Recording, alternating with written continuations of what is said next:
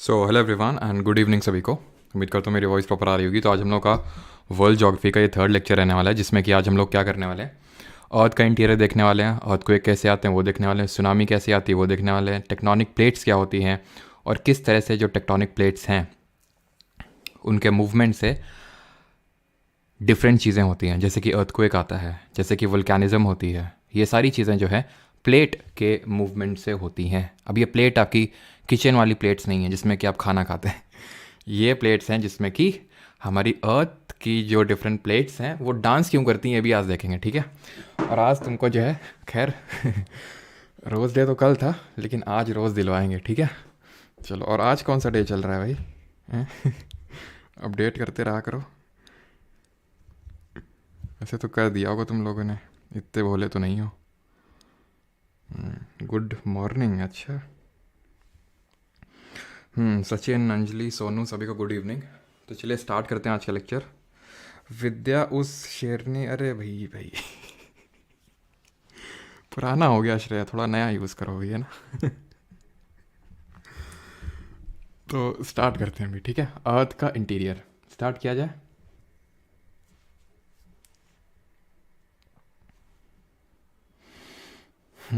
ठीक। तो अर्थ के इंटीरियर की अगर हम बात करें तो अर्थ का इंटीरियर जो है ना, इसको ज्योग्राफी नहीं बोलते हैं, इसको जियोलॉजी बोलते हैं। ज्योग्राफी और जियोलॉजी में अंतर क्या होता है, इसको हिंदी में बोलते हैं भूविज्ञान, ठीक है, और उसको बोलते हैं भूगोल। अब भूविज्ञान में हम क्या पढ़ते हैं, विद्वान विद्वान लिख दिया मैंने गलती से, तभी हिंदी वाली मैम मारती थी काफ़ी। भूविज्ञान, ठीक है, भूविज्ञान। वैसे मारती नहीं थी, काफ़ी अच्छी थी हिंदी वाली मैम, नहीं मारती थी बिल्कुल भी। तो भूविज्ञान की अगर बात करें है क्या, जियोलॉजी और ज्योग्राफी में ये डिफरेंस है। जियोलॉजी अर्थ के इंटीरियर के बारे में बात करता है, अर्थ के इंटीरियर के बारे में बात करता है। वहीं ज्योग्राफी की अगर बात करें तो ये अर्थ के मेनली एक्सटीरियर या फिर ह्यूमंस किस तरह से अर्थ के डिफरेंट रिलीफ फीचर्स के साथ इंटरैक्ट कर रहे हैं, माउंटेन्स, प्लेट्यूज, प्लेन्स, रिवर्स, ये सब ज्योग्राफी का पार्ट है। तो यानी अभी हम ज्योग्राफी नहीं पढ़ रहे हैं आज के लेक्चर में, आज के लेक्चर में हम जियोलॉजी पढ़ रहे हैं, जो कि आपके सिलेबस का पार्ट बिल्कुल है, ठीक है। तो अर्थ के इंटीरियर की अगर हम बात करें उससे पहले ये जान लेते हैं कि अर्थ की एज कितनी है। अच्छा, आप लोगों की एज कितनी है, ज़रा बताइए कमेंट में कि आप लोगों की एज कितनी है। देखें एवरेज एज यहाँ पे जितने लोग पढ़ रहे हैं कितनी है किसकी एज, सही सही बताना, झूठ बिल्कुल नहीं, ठीक है। तो एज ऑफ अर्थ कैसे निकालते हैं, जैसे कि अगर मान लें कि आपकी एज, ठीक है, जब आप पैदा हुए उससे बस हम निकाल लेते हैं। जैसे एक ट्री की एज कैसे निकाली जाती है, ट्री का जो ट्रंक होता है इसमें कितने नंबर ऑफ रिंग्स हैं उससे इसकी एज निकाल लेते हैं, ठीक। 18, 25, 20, 25, 21, 10 साल। अच्छा अच्छा, 4.5 साल। हाँ, पोसिंग वाले लगते भी, तुम्हारी हरकतें भी वो 4.5 साल वाली है। 29, 27, 21, 23, 55, 26। ओके, तो यानी एवरेज एज मान सकते हो 23 ईयर्स एवरेज एज है। खैर, उससे कोई लेना देना नहीं है। अर्थ की एज कैसे निकालते हैं, तो इसके लिए हम रेडियो एक्टिव डेटिंग का इस्तेमाल करते हैं। रेडियो एक्टिव डेटिंग, है ना, माहौल भी डेटिंग वाला ही चल रहा है आजकल। तो रेडियो एक्टिव डेटिंग में क्या, इसको हिंदी में रेडियोधर्मी डेटिंग बोलते हैं। अब इसमें कई तरह की टेक्निक्स का यूज़ किया जाता है, जैसे कि कार्बन 14 डेटिंग होती है, एक यूरेनियम लेड डेटिंग होती है, एक रूबीडियम स्ट्रॉन्शियम डेटिंग होती है। अब इस डेटिंग से कैसे पता चल जाता है कि किसकी कितनी एज है। डेटिंग में ऐसा किया जाता है कि भाई जो दूसरा वाला होता है वो पूछ लेता है। देखो, कार्बन 14 में ऐसा होता है कि जो हमें अबंडेंट फॉर्म में जो कार्बन, देखिए हर चीज़ कार्बन की बनी हुई है, जैसे कि ये प्लांट्स हैं, ये कार्बन के बने हुए हैं। कार्बन इनको कहाँ से मिला, जो एटमॉस्फेयर में कार्बन डाइऑक्साइड है उससे इन्होंने कार्बन डाइऑक्साइड रिसीव कर लिया। पूरी कार्बन साइकिल इसको हम बोलते हैं। कार्बन साइकिल हम लोगों ने जो एनवायरनमेंट का लेक्चर किया तो उसमें पढ़ा भी था कि किस तरह से ही कार्बन डाइऑक्साइड को लेते हैं, देन इन पे हम फीड करते हैं। हम ह्यूमंस हो गए, फिर एनिमल्स हो गए, तो इन पे हम क्या करते हैं, फीड करते हैं। तो वो कार्बन एक तरह से हमारी बॉडी में चला गया। जितना भी सब कार्बन होता है ये कार्बन यूजुअली 12 C12 के रूप में पाया जाता है। अब C14 एक कार्बन का एक आइसोटोप होता है। आइसोटोप क्या होते हैं, जिनका सेम एटॉम, वैसे तो केमिस्ट्री पढ़ी नहीं है लेकिन अगर आपको पता है तो ठीक है, जिनका सेम एटॉमिक नंबर होता है बट डिफरेंट मास नंबर होता है। जैसे कार्बन का एटॉमिक नंबर 6 ही होता है, बट जिसका मास नंबर 12 है तो वो 6C12, और जिसका मास नंबर 14 है तो वो अलग तरह का कार्बन हो जाएगा। ये वाला जो कार्बन है नेचुरली नहीं बनता है। नेचुरली ये मतलब बनता तो नेचुरली है, लेकिन प्लांट्स में नेचुरली नहीं बनता है। ऐसा होता है कि जो नाइट्रोजन होता है उसमें एक तरह से जो हमारी सन रेज हैं उसको ब्रेक करती हैं और C15 में इसको तोड़ देती हैं, कार्बन 14। अब ये जो C12 है, जब कोई मान लो कि प्लांट डिके हुआ या फिर एनिमल हो गया, आपको ये पता होना चाहिए फॉसिल क्या होता है। फॉसिल तो सभी लोग समझते हैं ना, जैसे प्लांट, एनिमल, हम लोग तो इनको जीवाश्म बोलते हैं, ठीक है। जब हम लोग का डीके हो जाएगा, जब हम लोग मतलब एक तरह से हम लोग हैं तो एक ऑर्गेनिक मटेरियल है ना, तो उसको हम फॉसिल बोलते हैं। और इसके स्टडी को क्या बोलते हैं, किसी को पता है? स्टडी ऑफ फॉसिल, यानी जीवाश्म के अध्ययन को क्या बोलते हैं? तो इसमें होता क्या, जीवाश्म में ये तो कांस्टेंट रहता है, ये डीके नहीं करता 6C12। ये जो कार्बन का है, ये वाला जो C14 है, ये इसकी हाफ लाइफ होती है, ठीक है। तो हम क्या करते हैं, इसके बेसिस पे नाप लेते हैं, दोनों का रेशियो निकाल लेते हैं, तो उससे हमें पता चल जाता है कि कोई भी चीज़ कितनी पुरानी है, ठीक है। इससे हम पता लगा लेते हैं। तो चाहे वो कोई भी हमें फॉसिल मिला या फिर डायनासोर का हमें कोई फॉसिल मिला, तो उससे हम पता लगा लेते हैं कि किसी की एज कितनी। वैसे हम एज ऑफ अर्थ भी यहाँ से निकाल लेते हैं। जैसे कि हमने मून के कुछ सैंपल्स लिए, वहाँ से हमने पता लगाया। कुछ मेटियोर्स, ठीक है। मेटियोर्स क्या होते हैं? वो मेटियोराइट्स जो हमारा मेजोस्फीयर जो लेयर है, यानी कि जो हमारा एटमॉस्फेयर उनको खत्म नहीं कर पाता है, वो अर्थ में आके स्ट्राइक कर जाते हैं, तो उनको मेटियोर्स बोलते हैं। तो मेटियोर्स से हम उसकी एज निकाल लेते हैं, ठीक है। डेटिंग मेथड का यूज़ करते हैं, तो उससे हमें एज पता चल जाती है। क्लियर? अब ज़्यादा डीप में हमें इसमें घुसने की जरूरत नहीं, बस ये ध्यान रखना ये कितने तरह की डेटिंग होती है, कार्बन 14, यूरेनियम लेड डेटिंग और रुबीडियम स्ट्रोंशियम डेटिंग। इससे हम एज ऑफ अर्थ, और कमेंट में बताएंगे कि एज ऑफ अर्थ है कितनी है, जो हम लोगों ने पहले लेक्चर में पढ़ा था परसों वाले। और स्टडी किसको बोलते हैं? पिलियोंटोलॉजी। और एक ध्यान रखना, लॉजी का मतलब स्टडी, जैसे यहाँ पे जियोलॉजी हमने देखा था, ठीक है। तो स्टडी ऑफ अर्थ का इंटीरियर। और इसका फादर किसको बोलते हैं? अगर कभी पूछ ले कि who is known as the father of geology, तो ये बोलते हैं जेम्स हटन जी को, ठीक है। जेम्स हटन एक जोग्राफिस्ट थे, उनको बोलते हैं फादर ऑफ इंडियन जियोलॉजी, ठीक है। भूविज्ञान के जनक इनको बोलते हैं। नाउ अब अर्थ के इंटीरियर के बारे में हम अब ये तो एज, ठीक है, एज एक आप सेपरेट कंपोनेंट रख दो, एज हमने पढ़ लिया। अब अर्थ के इंटीरियर पे आते हैं। तो अर्थ के अंदर क्या क्या है, वो हमें जो पता है, जो हमारी प्रेजेंट नॉलेज है, वो मिली कहाँ से, कैसे मिली? तो उसको बोलते हैं सोर्सेस।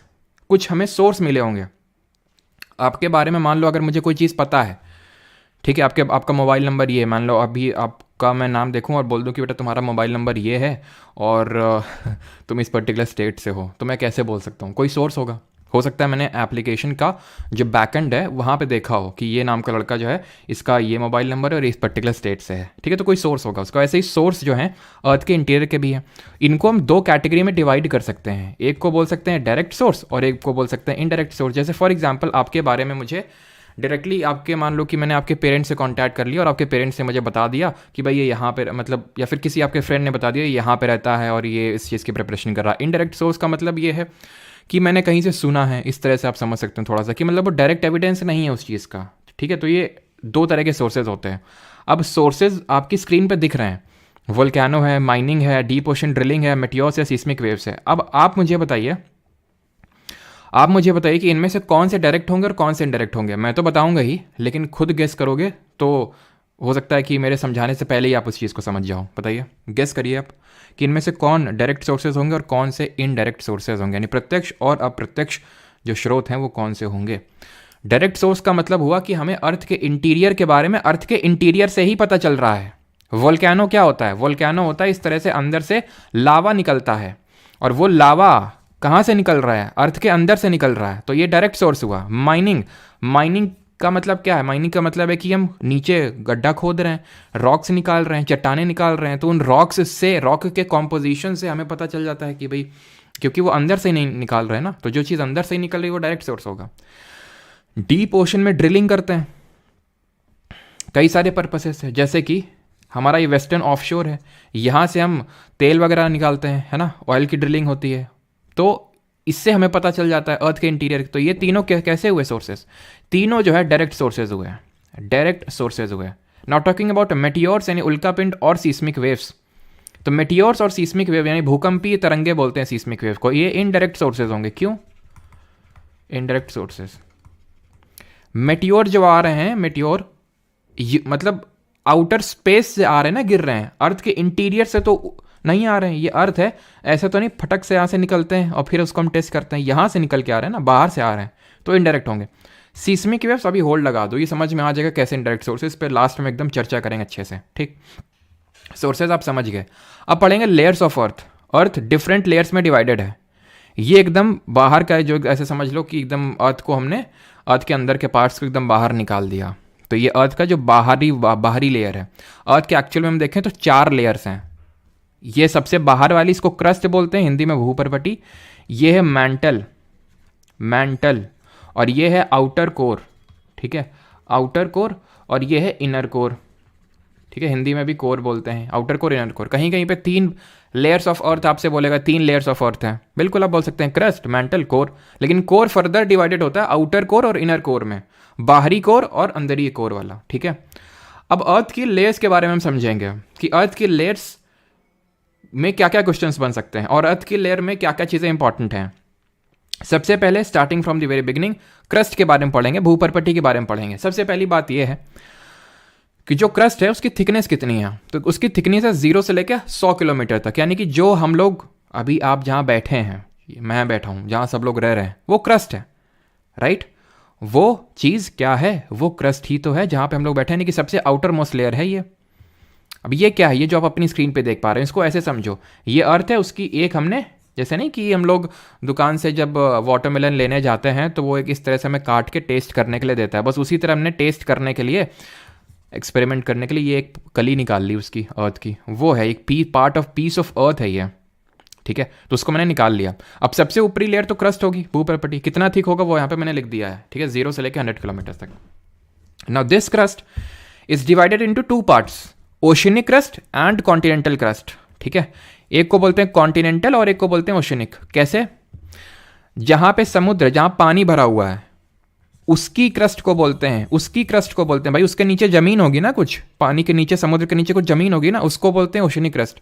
और जहां हम लोग रह रहे हैं, जहां पहाड़ हैं, जहां प्लेट्यूज है, पठार हैं, या फिर जहां पे प्लेन है, समतल जमीन है, जहां हम रह रहे हैं, वो सब क्या होता है, उसको कॉन्टिनेंटल क्रस्ट बोलते हैं। यहां तो हम नहीं रह रहे ना समुद्र में, समुद्र के नीचे का जो क्रस्ट है उसको बोलते हैं ओशिनिक क्रस्ट, और बाकी को कॉन्टिनेंटल क्रस्ट। क्लियर? अब इनमें डिफरेंस क्या होता है, डिफरेंस आप मुझे बताएंगे। पहला, इन दोनों में तुमको चौड़ा कौन सा लग रहा है, थिक कौन सा लग रहा है, मोटा कौन सा लग रहा है, ये बताओ जल्दी से। ओशनिक वाला या फिर कॉन्टिनेंटल वाला, देख के, ठीक है, स्क्रीन के सामने ही आपके। इसमें कोई सोचने वाली बात नहीं है कि जो हमारा कॉन्टिनेंटल क्रस्ट है वो थिकर है, वो थिक है। ये यहाँ पे तो बहुत ही ज़्यादा थिक है, क्यों? क्योंकि माउंटेन है ना, और यहाँ पे बहुत ज़्यादा थिन है, पतला है। तो ये एक पॉइंट डिफरेंस का लिख सकता हूँ मैं कि ये जो है थिक होता है, ये थिन होता है, ठीक। अब क्योंकि ये थिक होता है, ये मोटा होता है, क्यों होता है ऐसा, लेकिन वो बाद में समझेंगे। पहले एक कॉन्सेप्ट ऑफ आइसोस्टेसी मैं बता देता हूँ। ये आइसोस्टेसी क्या होता है, कभी तो पूछा नहीं है क्वेश्चन, IOSOSTACY पूछा नहीं है एसएससी में क्वेश्चन, लेकिन अगर पूछ ले या फिर फर्दर एग्जाम में आप जैसे पीसीएस जैसे लेवल एग्जाम में बैठे तो क्या कॉन्सेप्ट होता है उसके बारे में थोड़ा सा पता होना चाहिए। आप एक चीज़ को ऑब्जर्व करो, ये माउंटेन है, मान लो ये हिमालय है, ठीक है। आप एक चीज़ ऑब्जर्व कर रहे हो, जितना ये ऊपर ऊंचा है उतना ही नीचे गड्ढा भी है, जितना ऊपर ऊंचा है उतना ही नीचे गड्ढा भी है।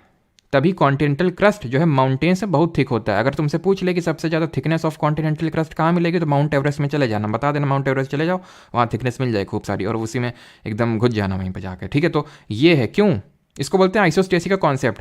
कोई भी लार्ज बिल्डिंग है, बहुत बड़ी बिल्डिंग है, उसको सपोर्ट करने के लिए बेस भी एकदम तगड़ा होना चाहिए, वो है आइसोस्टेसी का कॉन्सेप्ट। जैसे कि एक लॉ है, लॉ ऑफ आइसोस्टेसी, जैसे लॉ ऑफ इनर्शिया, न्यूटन का पहला लॉ, ठीक है, लॉ ऑफ ग्रेविटेशन, ठीक है, तो लॉ ऑफ एनर्जी, उसी तरह लॉ ऑफ आइसोस्टेसी है कि किस तरह जो टॉल स्ट्रक्चर्स होते हैं वो खुद को बैलेंस करते हैं। That is the concept of isostasy. इसमें ज़्यादा मैं घुसने की ज़्यादा ज़रूरत नहीं है, ठीक है। तो ये चीज़ है। अब बात ये आती है कॉन्टिनेंटल क्रस्ट इतना उछाल क्या मार रहा है, मतलब काहे इतना ऊंचा है ये? इतना ऊंचा इसलिए है क्योंकि जिस मटीरियल से बना है वो लाइट है, और ये भाई साहब जिस मटीरियल से बने ओसेनिक, वो डेंस है। तो जिसकी डेंसिटी ज़्यादा होगी, जो भारी ज़्यादा वो धंसेगा, नीचे बैठेगा, और जो लाइटर होगा वो उठेगा, सिंपल। तो कॉन्टिनेंटल जो क्रस्ट है वो ग्रेनाइटिक रॉक का बना हुआ है। जो हमारा हिमालय है उसका कोर भी ग्रेनाइट का बना हुआ है, ग्रेनाइटिक रॉक का बना हुआ है। ओशिनिक क्रस्ट की अगर बात करें तो ये बसाल्टिक रॉक का बना हुआ है, ठीक है, ये बसाल्टिक रॉक का बना हुआ है। कॉन्टिनेंटल क्रस्ट की अगर बात करेंगे मेनली सिलिका और एल्यूमिनियम से बना हुआ है, इसीलिए इसको सियाल बुलाते हैं प्यार से, और इसको सीमा बुलाते हैं। सिलिका और मैग्नीशियम से बना हुआ है, सिलिका और मैग्नीशियम, और ये सिलिका और एल्यूमिनियम से बना हुआ है। क्लियर? और क्या इसमें डिफरेंस है? डिफरेंस ये है कि ये थिक है लेकिन लाइट है, ये थिन है लेकिन डेंसर है, भारी है, ये तो अभी मैंने बता दिया, ये भी आपको समझ आ गया, खत्म हो गया क्रस्ट। तो ध्यान रखना, लेकिन अगर पूछ ले कि एवरेज थिकनेस बता दो, तो क्रस्ट तो 0 से 100 किलोमीटर तक है, क्रस्ट जो है 0 से 100 तक है। लेकिन अगर कॉन्टिनेंटल का एवरेज पूछ ले तो रफली 30 किलोमीटर से इसका एवरेज थिकनेस होता है, और ओशनिक अगर पूछ ले तो रफली 5 किलोमीटर होता है, यानी कि ये थिन होता है ओशनिक क्रस्ट। नीचे बढ़ते हैं, अब कौन सी लेयर आएगी? अब आएगी मेंटल, मेंटल आएगी, ठीक। लेकिन मेंटल के अब डिफरेंट लेयर्स हैं। मेंटल का सबसे जो अपर पार्ट है, तुम्हें दिखाते हैं, रुको, ये देख रहे हो, ये जो है ये मेंटल का हिस्सा है। इसके ऊपर वाला जितना हिस्सा है वो क्रस्ट है। ये ध्यान से देखना, ये जो मैं लाल लाल लाल लाल बना रहा हूँ ना, ये मेंटल है। यहाँ से मेंटल शुरू होता है, लेकिन बहुत ठोस है ये, बहुत बहुत ठोस है, बहुत सॉलिड है। जैसे ऊपर क्रस्ट सॉलिड है, ये भी सॉलिड है। लेकिन जो इसकी नीचे वाली लेयर है, जहाँ एस्थेनोस्फीयर लिखा हुआ है, ये सेमी मोल्टेन फॉर्म में है, यानी कि दुर्बल मंडल इसको बोलते हैं। दुर्बल मंडल इसलिए बोलते हैं काहे से, ये बहुत ही दुर्बल है। दुर्बल का मतलब है जो वीक है, यानी कि ये वीक क्यों है? क्योंकि ये सेमी सॉलिड फॉर्म में है, या फिर सेमी सॉलिड बोल लो, या सेमी मोल्टेन बोल लो, या फिर प्लास्टिक फॉर्म में बोल लो। मतलब कि प्योर लिक्विड भी नहीं है और पूरी तरह से सॉलिड भी नहीं है, बीच का है। ये कुछ और नहीं, लावा है, ये लावा भरा हुआ है। कहीं क्रैक मिल जाएगा, निकल आएगा, बस वहीं वोल्केनो बन जाएगा, ज्वालामुखी। अब क्रैक कैसे बनेगा और कैसे ज्वालामुखी निकलेगा वो बाद में देखेंगे। अभी जब प्लेट टेक्टोनिक्स देखेंगे तो ये समझ आ गया कि एस्थेनोस्फीयर क्या है। ये एक मेंटल में लेयर पाई जाती है जो अपर सॉलिड पार्ट ऑफ मेंटल के नीचे है। अब तुम अगर क्रस्ट को मिला दो पूरी, ठीक है, ब्लू से यहां पे ड्रॉ करता हूं, ध्यान से समझना। ये क्रस्ट है जिसको मैं नीले नीले से ड्रॉ कर रहा हूं, ये वाला पार्ट, ठीक है। इस नीले को मिला दो और इस लाल को मिला दो, नीला और लाल मिलकर लिथोस्फीयर बन जाता है, जिसको स्थल मंडल बोलते हैं हिंदी में। स्थल मंडल, समझ गए? लिथोस्फीयर क्या होता है? लिथोस्फीयर होता है crust plus upper most solid mental, यानी कि asthenosphere is not the part of mental, sorry lithosphere, asthenosphere is the part of mental, asthenosphere is not the part of lithosphere. Lithosphere को जब हम काउंट करते हैं तो लिथोस्फीयर में आता है तुम्हारा क्रस्ट और upper solid part of mental, जो मैंने लाल से रंग रखा है। क्लियर? मेंटल की थिकनेस कितनी होती, कहां तक जाता है? मेंटल 2900 किलोमीटर तक जाता है, 2900 किलोमीटर तक जाता है, और ये सबसे थिक है, ये थिकेस्ट ऑफ ऑल है, सबसे थिक है, ये सबसे मोटा है ये, ध्यान रखना। अगर बाई वॉल्यूम बात करें तो रफली वही आएगा, लगभग 84% के समथिंग इसका वॉल्यूम है, बाई वॉल्यूम। अभी हम वो भी देख लेंगे कि बाई मास और बाई वॉल्यूम इनका क्या है। अभी के लिए बस ऐसे सुन लो, सबसे थिक है, वॉल्यूम इसका 84% है। इसका रफली क्रस्ट का 1% है, मात्र 1%, ठीक है। कोर का 15%, मेंटल का 84, लगभग 84%, 84%। क्लियर? नीचे वाला सर मेंटल, इसके बारे में नहीं पढ़ना है, कोर पे आते हैं। कोर और चलो वो बाद में पढ़ लेंगे, लेकिन वही है कि जो एस्थेनोस्फीयर है यही लावा का सोर्स है, ध्यान रखना। यही अच्छा, मैग्मा और लावा में डिफरेंस नहीं होता है, ठीक है। मैग्मा और लावा में कोई डिफरेंस नहीं होता जब तक वो भरा हुआ है अंदर, जैसे एस्थेनोस्फीयर। मैग्मा बाहर निकल आता तो उसको लावा बोल देते हैं, ठीक है। लावा एक मोबाइल कंपनी भी हुआ करती थी अब वो लावा इतना गर्म हो जाता था नाम को उसने इतना ज़्यादा सीरियसली ले लिया कि ज़्यादा चला नहीं। खैर, कौन माइक्रोमैक्स लाता था ना, तो ये है। और ये एक्चुअल में अभी, चलो बाद में जब हम प्लेट का मूवमेंट पढ़ेंगे तब देखेंगे, ठीक है। अभी आ जाओ कोर पे। अब कोर पे जब हम आ रहे हैं ना, तो कोर को 2 कैटेगरी में डिवाइड करते हैं। ये है आउटर वाला और ये है इनर वाला। ये आउटर वाला जो है ना, ये लिक्विड के फॉर्म में होता है, और ये जो है वो सॉलिड के फॉर्म में होता है।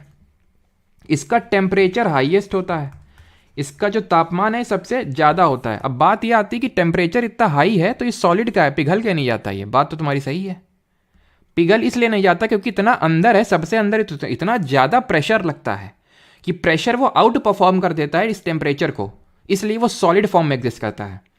आउटर जो कोर है वो लिक्विड फॉर्म में एग्जिस्ट करता है। And let me tell you, ये जो कोर है, यहाँ पे मैं लिख देता हूँ मेंटल, ठीक है। और एक चीज़ यहाँ पे जो मैंने सीमा लिखा है ना, मेंटल भी मेनली सीमा का ही बना हुआ है। लेकिन एक बार एसएससी ने क्वेश्चन पूछ लिया और उसमें उसने मेंटल ऑप्शन दिया नहीं, इसलिए मैंने ओशनिक क्रस्ट में भी उस सीमा को लिख दिया यहाँ पे, ठीक है। वैसे सिलिका और मैग्नीशियम का जो मेनली बना हुआ है वो मेंटल है, जैसे मैंने बताई। एसएससी ने क्वेश्चन पूछा है, ध्यान रखना ये, ठीक है, सीमा वाला, या उसमें मेंटल ऑप्शन में नहीं था। कोर की अगर बात करें तो कोर को फेनी बोलते हैं, फेनी, यानी कि ये आयरन और निकल का बना हुआ है, मेनली आयरन और निकल का बना हुआ है ये। अब ये जो कोर है, ये दो पार्ट में हम डिवाइड करते हैं, एक है आउटर और दूसरा है इनर। आउटर जो है वो लिक्विड फॉर्म में है और जो इनर है वो सॉलिड फॉर्म में है। सॉलिड क्यों है वो मैंने बता दिया, क्योंकि इमेंस प्रेशर लग रहा है अंदर, है ना। जैसे कि लाइफ से भी आप रिलेट कर सकते हो, जो बहुत ज़्यादा प्रेशर झेलता है लाइफ में वो एकदम सॉलिड हो जाता है, टफ बन जाता है। अब ये जो लिक्विड पार्ट है ना, ये लिक्विड पार्ट मूव करता है। क्यों? क्योंकि अर्थ रोटेट कर रही है कॉन्टिन्यूसली, पिछले कल वाले लेक्चर में देखे थे। इसमें आयरन है, इलेक्ट्रॉन्स है, इलेक्ट्रॉन्स के मूवमेंट से अब क्या जनरेट होगी, इलेक्ट्रिसिटी जनरेट होगी। एंड इलेक्ट्रिसिटी एक मैग्नेटिक फील्ड क्रिएट करती, फिजिक्स के लास्ट लेक्चर में पढ़े थे, याद आ रहा है। और ये किसने कॉन्सेप्ट दिया था कि जो इलेक्ट्रिक करंट है वो मैग्नेटिक फील्ड प्रोड्यूस करता है, किसने बोला था जरा बताइए। तो ये मैग्नेटिक फील्ड प्रोड्यूस करता है। तो अगर कभी क्वेश्चन बन जाए कि मैग्नेटिक फील्ड किस लेयर की वजह से बनती है, आउटर कोर की वजह से बनती है। क्यों बनती है मैंने बता दिया। और इसी मैग्नेटिक फील्ड की वजह से ही है कि हम जो अर्थ, जो सन है, उसकी बहुत सारी हार्मफुल रेज आती हैं, वो मैग्नेटिक फील्ड अर्थ की हमें उनसे प्रोटेक्ट करती है, ये मैग्नेटिक फील्ड। और ये ऑस्टेड जी ने दिया था, हंस क्रिश्चियन का पूरा नाम था हंस Christian Oersted. Heating effect of electric current किसने दिया था, वो दिया था जेम्स पी जूल ने, है ना। वो हम देख चुके हैं चीज़ें कि भाई अच्छा ये बताओ कि जो स्ट्रेट कंडक्टर होता है उसमें अगर हम डायरेक्शन ऑफ मैग्नेटिक फील्ड निकालना होता है तो किस रूल का यूज़ करते हैं। कोर भी हमारा खत्म हो गया, और कोर कहाँ तक जाएगा, अर्थ के इंटीरियर तक जाएगा, एकदम अंदर तक जाएगा। अब बात ये आती है हमें पता कैसे चला कि ये फेनी है, क्योंकि मैं आपको बता दूं कि अभी तक जो मैक्सिमम हम डीप जा चुके हैं, जितना भी मुझे पता है, आई थिंक 40 किलोमीटर से ज़्यादा हम डीप नहीं गए हैं अभी तक। ये आई थिंक मैक्सिमम मैं बोल रहा हूँ, इससे ज़्यादा डीप हम नहीं जा पाए। ये तो बात हो रही 2900 किलोमीटर से भी अंदर गहरा। तो इसके बारे में जितनी है मैं सब वही इनडायरेक्ट सोर्सेज से हमें इसके बारे में नॉलेज पता हुई, हाइपोथेटिकल हम बोल सकते हैं, साइंटिफिक जो नॉलेज है उससे हमें पता है, कोई गया नहीं है इसके अंदर, ठीक है। और बहुत ही मतलब इम्पॉसिबल है जाना। तो ये अंदर कहाँ तक जाएगा, अर्थ की जो रेडियस है, हम पढ़े थे 6371 एवरेज लेते हैं किलोमीटर्स, या फिर रफली आप 6400 किलोमीटर ले सकते हो, क्लियर। और वो उसको हम राइट हैंड थंब रूल, और किसी ने अगर फ्लेमिंग लिखा होगा, देखता हूँ मैं, कुछ लोगों ने पक्का फ्लेमिंग लिखा होगा, मुझे पक्का पता है, फ्लेमिंग का जिक्र किया होगा। Screw and right hand rule बिल्कुल सही है, राइट हैंड थंब रूल। यहाँ पे आपका फेस रिवील कब होगा, सिलेक्शन जब होगा आपका तभी फेस रिवील होगा हमारा, ठीक है। चलो तो ये चीज़ क्लियर हो गई। इसमें हमें इतना ही नहीं पढ़ना है, थोड़ा और पढ़ना है अभी। डिसकॉन्टिन्यूटी क्या होती है, बट बिफोर दैट हम मिनरल कॉम्पोजिशन पढ़ लेते हैं अर्थ क्रस्ट का। तो ध्यान रखना जो अर्थ की भूपर्पटी क्रस्ट है, क्रस्ट, उसका कॉम्पोजिशन कुछ इस तरह से होता है। उसको याद करने के लिए ऐसे याद करो, ओ सियाल, जैसे बोलते ना, ओ रवि, ओ राहुल, ओ राधा, वैसे ही ओ सियाल, ठीक है। ओ सियाल, ओ यानी ऑक्सीजन सबसे ज़्यादा है 46%, लिखा हुआ है आपकी स्क्रीन पे। सिलिका ये कितना है 28%।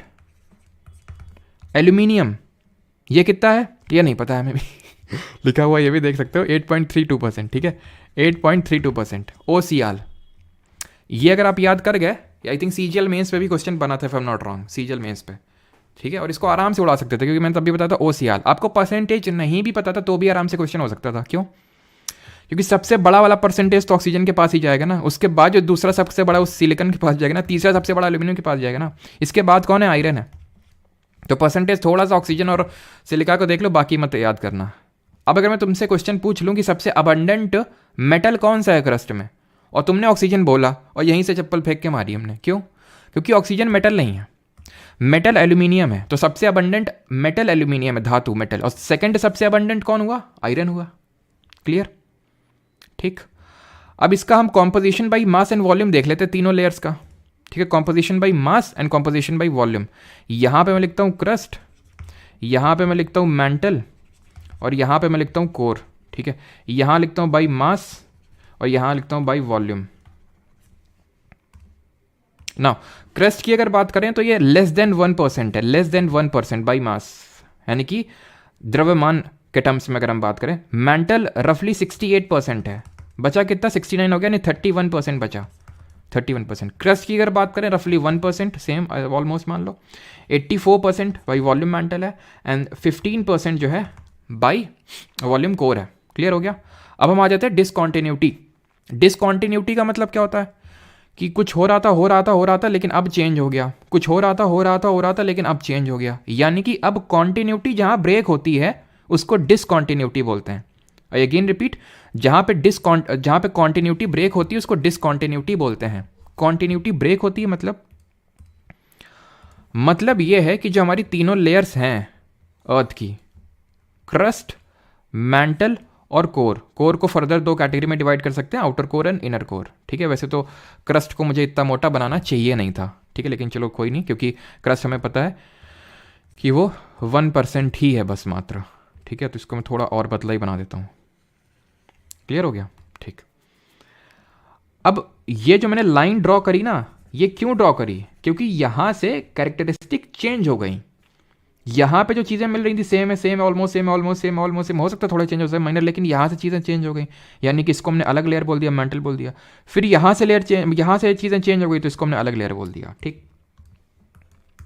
क्लियर इतनी चीज? लेकिन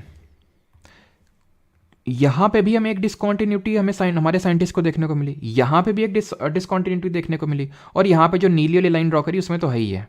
इसको बोला हमने आउटर कोर, इसको बोला हमने इनर कोर, इसको बोला हमने अपर मैंटल, इसको बोला लोअर मैंटल, इसको बोला आउटर क्रस्ट, इसको बोला इनर क्रस्ट। क्लियर? अब डिसकॉन्टिन्यूटी का मतलब यह है कि वहां से चेंज हो रही, तो साइंटिस्ट ने इन डिसकॉन्टिन्यूटी के बारे में बताया, और जिस साइंटिस्ट ने जिस डिसकॉन्टिन्यूटी के बारे में बताया उसी डिसकॉन्टिन्यूटी का उस साइंटिस्ट के नाम पे नाम पड़ गया उसका। ये इसका नाम पड़ा कोनराड डिसकॉन्टिन्यूटी। मैं सिर्फ नाम लिख रहा हूं, कोनराड डिसकॉन्टिन्यूटी नहीं लिख रहा हूं, अपने आप से ऐड कर लेंगे आप, है ना। ये है मोहोज डिसकॉन्टिन्यूटी, ये है रेपेट्टी डिसकॉन्टिन्यूटी, रेपेट्टी डिसकॉन्टिन्यूटी, ठीक है। ये है ग्यूटेनबर्ग डिसकॉन्टिन्यूटी, ग्यूटेनबर्ग डिसकॉन्टिन्यूटी, और ये है आम जिंदगी नहीं लेमैन्स डिसकॉन्टिन्यूटी। ठीक है, तो इसको याद कैसे रखेंगे? याद ऐसे रखेंगे, कोई मुझे रेड गुलाब ला दो।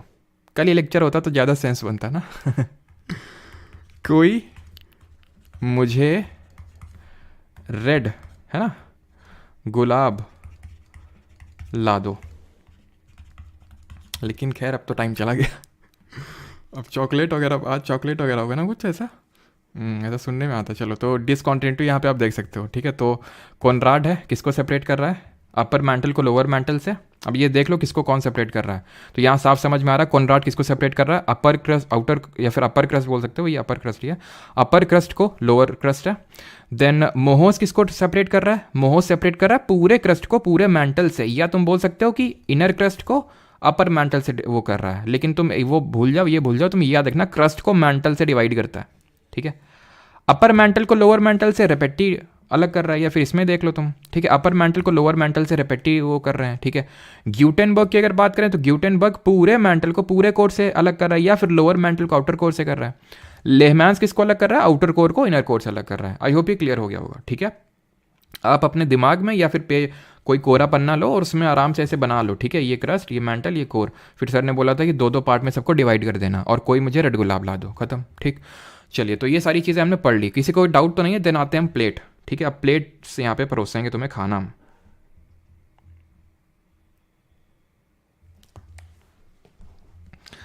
अच्छा आज प्रपोज डे अच्छा अच्छा,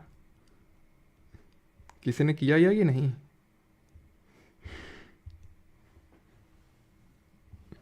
बेटे अप्पू सुधर जाओ तुम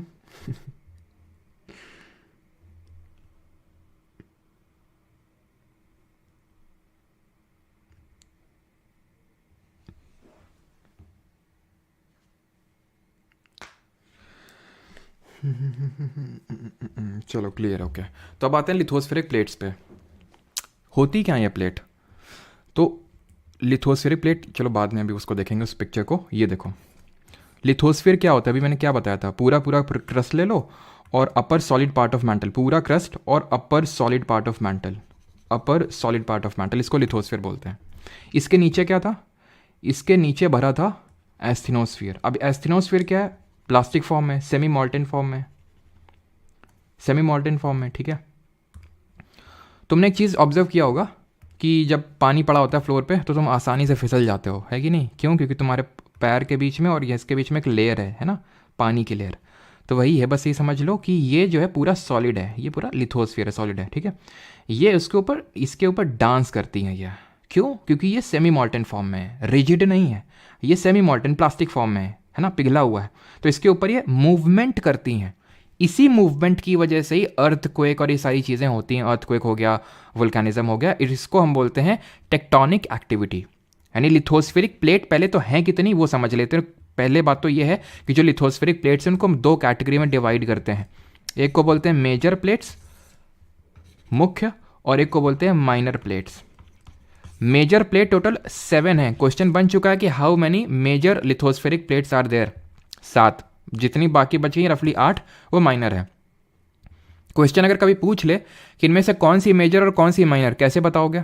जैसे कि नॉर्थ अमेरिकन मेजर है, ठीक है, यूरेशियन मेजर है, अफ्रीकन मेजर है, साउथ अमेरिकन मेजर है, एंटार्क्टिका मेजर है, ऑस्ट्रेलियन मेजर है, पैसिफिक मेजर है, अटलांटिक मेजर है। यानी कि जो भी नाम, और अगर हम बात करें कोकोस, नास्का, फिलिपिनो, जुआन दे फूका, कैरेबियन, इंडियन, अरेबियन, जो किसी कंट्री का नाम है या फिर किसी छोटे पर्टिकुलर रीजन का नाम है वो माइनर प्लेट। और जो बड़े से एरिया का नाम है, बड़ा सा एरिया या तो लैंड का हो सकता है या वाटर का हो सकता है। लैंड का जैसे नॉर्थ अमेरिका पूरा एक बड़ा सा कॉन्टिनेंट है, साउथ अमेरिका बड़ा सा कॉन्टिनेंट है, अफ्रीका एक बड़ा सा कॉन्टिनेंट है, यूरेशिया में यूरोप और एशिया दोनों मिलकर कॉन्टिनेंट, 2 कॉन्टिनेंट से बना है, ऑस्ट्रेलिया पूरा एक कॉन्टिनेंट है, पैसिफिक एक ओशियन है, महासागर है, ठीक है। तो इन एंटार्क्टिका एक ओशन है। तो ये मेजर प्लेट होंगी आपकी, 7 हैं टोटल ऐसी। और बाकी नास्का, जुआन दे फिका, कोकोस, अरेबियन, ये सब क्या है? ये सब माइनर प्लेट्स हैं। बात खत्म, ठीक। अब हम ये पढ़ेंगे कि ये प्लेट के मूवमेंट से होता क्या है। तो प्लेट के मूवमेंट को अगर मैं आपको बोलूँ, जो प्लेट हैं, जो ये मान लो ये प्लेट हैं 2, ठीक है। इन दोनों प्लेट के साथ मैं किस तरह का खेल खेल सकता हूँ? या तो दोनों को पास बुला लूँ, या दोनों को दूर भेज दूँ, या दोनों को रगड़वा दूँ, ठीक है। तो या दोनों को ऐसे करके, मतलब ऐसे ऐसे, इसको बोलते हैं लेटरल स्लाइडिंग, ठीक है। तो ऐसे ऐसे, मतलब ये पास में इतना दूर नहीं होगी, पास में ऐसे करके ये एक इधर एक उधर, मतलब लेटरल स्लाइडिंग कर रही हैं। या तो पास आ सकती हैं, या दूर जा सकती हैं, स्लाइडिंग कर सकती हैं। और तीनों चीज़ को यहाँ पे अब समझेंगे। जो पास आती हैं बाउंड्री उनको कॉन्वर्जेंट बोलते हैं। क्या बोलते हैं? Convergent plate boundary. Convergent, converge कर रही हैं, मिल रही हैं। तो जब 2 प्लेट मिलती हैं ना, तो दोनों डिसाइड करती कि हम में से भारी कौन और हम में से हल्का कौन। तो जो भारी होगी वो नीचे स्लाइड करेगी। ये जो मूवमेंट आप देख पा रहे हैं, ये इस चीज़ का मूवमेंट है कि ये जो प्लेट है, जो भारी वाली है, वो नीचे धंस रही है। ये प्लेट किसके ऊपर मूव कर रही हैं? मॉन्टे सुपीरियर, ये एस्थेनोस्फीयर है, ठीक है। लैंग्वेज पे ज़्यादा दिल पे नहीं लेगा कोई, ठीक है। फजे ओसिनिक चेन ऑल्टेरे, ये कौन सी लैंग्वेज लिखी है बताएगा कोई? एस्थेनोस्फीयर। यानी कि ये जो प्लेट है, जो डेंस प्लेट है भाई, 2 प्लेट मिली। अब बोलेंगे हम करें तो करें क्या, बोलें तो बोलें क्या? तो बोलेंगे चलो एक नीचे जाओ और एक ऊपर, एक डोमिनेट करेगा और एक सबमिसिव होगा। तो ये जो नीचे जाएगी, तो नीचे इसको क्या मिलेगा? गरम गरम एस्थेनोस्फीयर मिलेगा। और इस एस्थेनोस्फीयर में ये मेल्ट हो जाएंगी, ठीक है। ये जो एस्थेनोस्फीयर है ये मेल्ट हो जाएगी। और जब मेल्ट होगी तो क्या होगा? कहीं पे क्रैक्स बने होंगे, और उन क्रैक्स से ये मेल्टेड जो बना है, ये जो मेल्टेड है आपकी जो प्लेट है, ये एक्स्ट्रा क्या बनाएगा? एक्स्ट्रा और एस्थेनोस्फीयर बनेगा। क्योंकि मैं आपको बता दूं, ये जो प्लेट बनी है ना, एस्थेनोस्फीयर से ही बनी। प्लेट है क्या? एक्चुअली रॉक है। रॉक कैसे बनती है अब हम आगे पढ़ेंगे इस चीज़ को, कि जब ये लावा निकलता है तो ये सॉलिडिफाई हो जाता है, ठोस हो जाता है, फिर यही घूम के फिर से नीचे पहुंच जाता है। तो एस्थेनोस्फीयर की मात्रा हो गई ज़्यादा, कहीं से तो निकलेगा तो कहीं से तो निकलेगा एस्थेनोस्फीयर। तो जहाँ क्रैक्स होते हैं ना, जहाँ पे क्रैक्स होते हैं, तो वहाँ से इस तरह से वही यहाँ पे दर्शाया गया है किस तरह से क्रैक्स से ये निकल रहा है, और ऐसे ही वोल्केनो बनता है। तो आप एक चीज़ को नोटिस करेंगे कि प्लेट की बाउंड्री यहाँ पे है लेकिन वोल्केनो यहाँ पे है, और ये एक्चुअल में रियलिटी भी है। जापान में जहाँ जहाँ प्लेट बाउंड्री या फिर कहीं पे भी वोल्केनो है, जहाँ प्लेट बाउंड्री है वहाँ वोल्केनो नहीं मिलता है, वहाँ से हो सकता है 100 किलोमीटर दूर, 80 किलोमीटर दूर वहाँ वोल्केनो मिलता है। तो अभी समझ में आ रहा है ना, दिख रहा है ना कि क्यों ऐसा होता है, क्योंकि यहाँ पे प्लेट बाउंड्री, लेकिन यहाँ पे धसेगा, यहाँ प्रेशर होगा, यहाँ पे जो क्रैक होंगे वहाँ से वोल्केनो निकलेगा। कॉन्वर्जेंट प्लेट बाउंड्री में क्या हो रहा है, ये जो क्रस्ट है, भूपर्पटी है, ये डिस्ट्रॉय हो रही है, मेल्ट हो रही है, मतलब डिस्ट्रॉय हो रही है। ठीक, अब आते हैं दूसरी प्लेट बाउंड्री पे, इसको बोलते हैं डाइवर्जेंट। डाइवर्जेंट का मतलब है दोनों एक दूसरे से दूर दूर जा रही हैं, ये उधर भाग रही है, ये उधर भाग रही है। तो जब दूर दूर भागेंगी तो क्या होगा, कोई बीच में थर्ड पर्सन आएगा। थर्ड पर्सन क्या है, इनके नीचे क्या भरा हुआ है भाई, मूवमेंट कहाँ हो रहा है, सारी चीज़ें कहाँ हो रही हैं, एस्थेनोस्फेयर के ऊपर डांसिंग हो रही है। तो जब ये दूर दूर जाएंगी तो नीचे जो भरा एस्थेनोस्फेयर ऊपर निकलेगा, ऊपर निकलेगा तो बोलेगा चलो भाई साइड हो जरा, तो ये और साइड होंगी, और यहाँ पे क्या बनेगा, नया जो क्रस्ट है वो बन जाएगा, यहाँ पे क्या होगा, नए क्रस्ट का फॉर्मेशन। तो इसीलिए एक डाइवर्जेंट प्लेट बाउंड्री को कंस्ट्रक्टिव प्लेट बाउंड्री बोलते हैं, क्योंकि नया क्रस्ट जो है कंस्ट्रक्ट हो रहा है, new crust is being created, new crust is being created, नया क्रस्ट बन रहा है। यहाँ पे दोनों दूर दूर जा रही हैं, तो अंदर जो भरा हुआ है ना लावा, वो बाहर निकलेगा, बाहर निकल के क्या होगा, सॉलिडिफाई हो जाएगा, जम जाएगा। तीसरा क्या है, जो हम क्या करवा रहे थे, ठीक है स्लाइडिंग करवा रहे थे, स्लाइडिंग हो रही है यहाँ पे बताओ क्या क्रस्ट क्रिएट हो रहा है कि डिस्ट्रॉय हो रहा है, कुछ नहीं हो रहा है, यहाँ पे कुछ भी नहीं हो रहा है, बस आपस में स्लाइड कर रही हैं। अर्थक्वेक लाएंगे अभी हम देखेंगे। तो यहाँ पे जो ट्रांसफॉर्म बाउंड्री होती है, तीसरी तरह की है, ट्रांसफॉर्म प्लेट बाउंड्री। हिंदी में जो आपको नोट्स मिलेंगे उसमें सारी चीज़ें हिंदी में ही नोट रहेंगी, ठीक है। तो ट्रांसफॉर्म प्लेट बाउंड्री की अगर बात करें तो इसमें neither crust is created, neither the crust is created nor destroyed, ना तो बनता है ना बिगड़ता है। Different types of plate boundary की समरी है यहाँ पे, ठीक है। पहले क्या पढ़ी थी, कॉन्वर्जेंट प्लेट बाउंड्री। यहाँ पे क्या हो रहा था, सबडक्शन जोन क्रिएट हो रहा था, एक प्लेट नीचे जा रही थी, धंस रही थी, एक्स्ट्रा मैग्मा बन रहा था, एक्स्ट्रा एस्थेनोस्फेयर बन रही थी, तो निकलेगा तो ही कहीं से, तो थोड़ी दूर में यहाँ क्रैक से निकल आता था, वोल्केनो बन जाता है। इस पर्टिकुलर चीज़ को बोलते हैं सबडक्शन जोन, इस पर्टिकुलर चीज़ को बोलते हैं सबडक्शन जोन। यहाँ पे क्रस्ट डिस्ट्रॉय हो रहा था, destructive plate boundary. Divergent plate boundary में क्या होता है, सबडक्शन नहीं होता है, स्प्रेड हो रहा है, स्प्रेड, दूर दूर भाग रहे हैं तो और स्प्रेड हो रहा है नीचे से जो निकल रहा है। सी फ्लोर स्प्रेडिंग थ्योरी पढ़ेंगे अगले लेक्चर में। तो यहाँ नया क्रस्ट कंस्ट्रक्ट हो रहा है, ठीक है। और ट्रांसफॉर्म में क्या हो रहा है, ट्रांसफॉर्म में लेटरल स्लाइडिंग हो रही है, और कोई ना तो क्रस्ट क्रिएट हो रहा है ना तो डिस्ट्रॉय हो रहा है, ठीक है।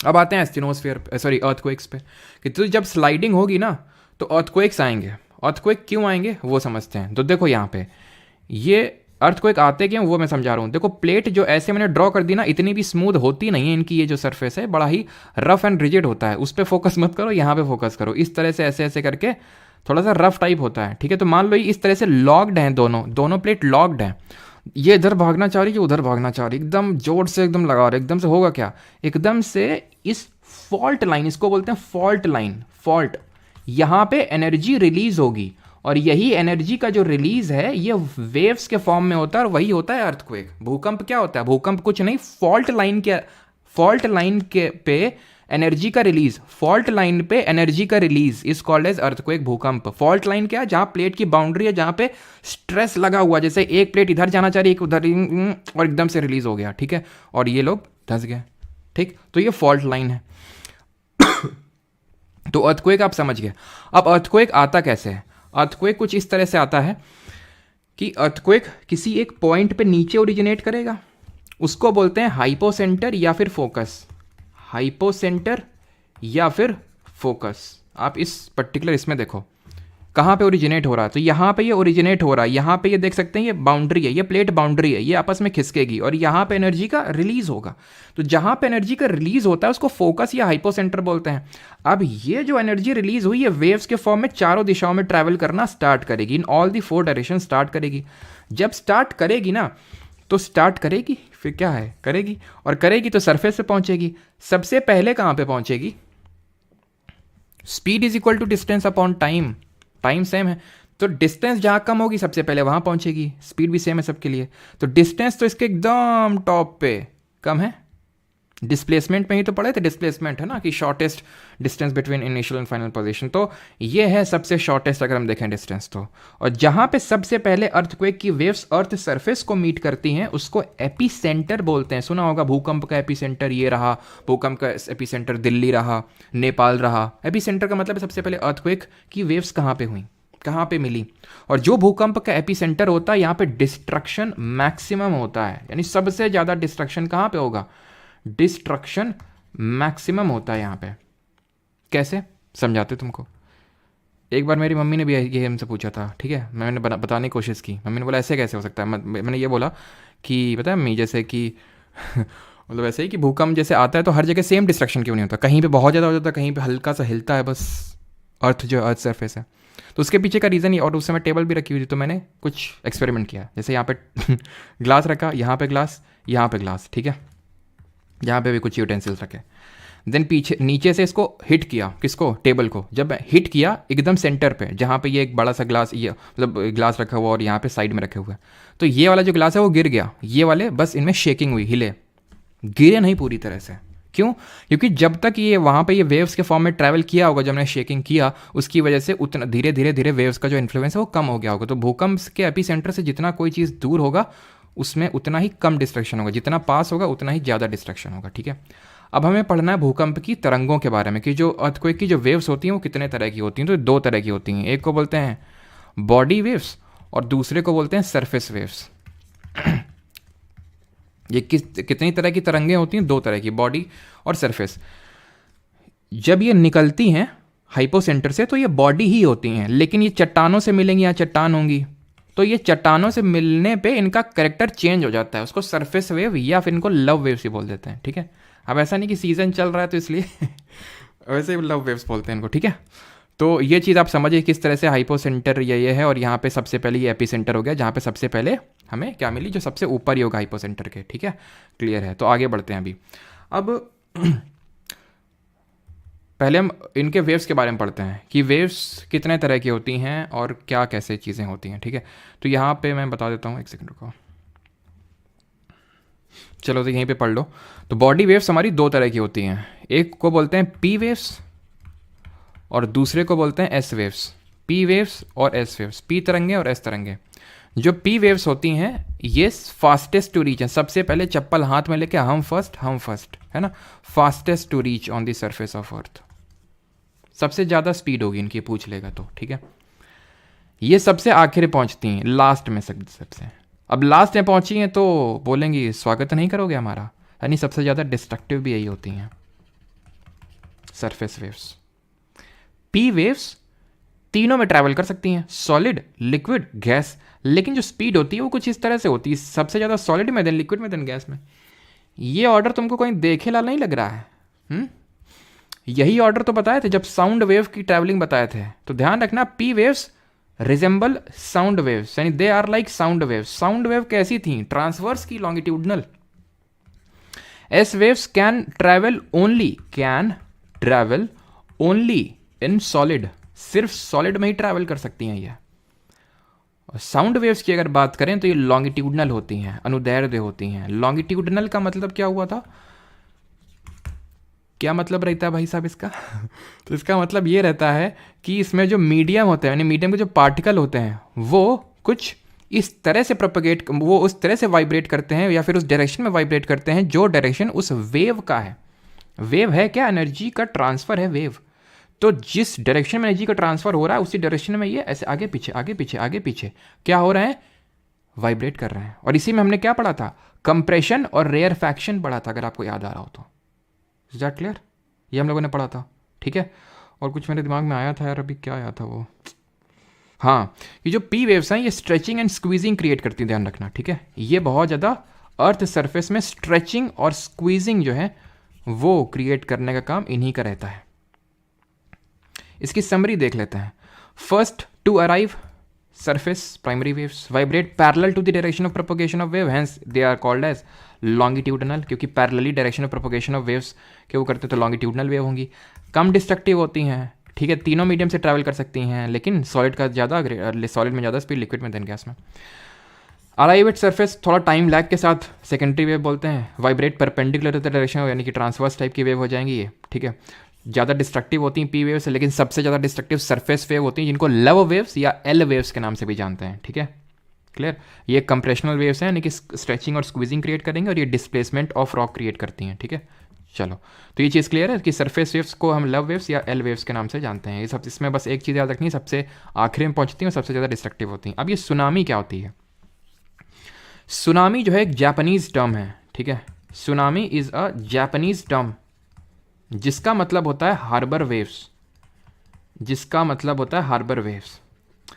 अब आप में से काफ़ी लोग सुनामी और साइक्लोन में कन्फ्यूज़न होता होगा, है ना। साइक्लोन जो है वो विंड सिस्टम की वजह से आता है। सुनामी क्या होती है? समुद्र तल के नीचे अगर भूकंप आ जाए तो उसको सुनामी बोलते हैं। कैसे? ये समुद्र का तल है, यहां पे है भूकंप का हाइपोसेंटर।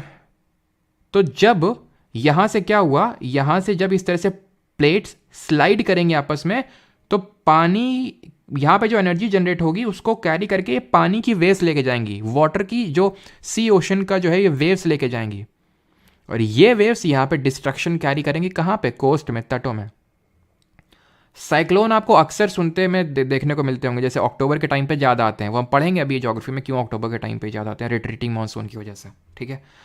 लेकिन सुनामी तभी आएगी जब भूकंप आएगा।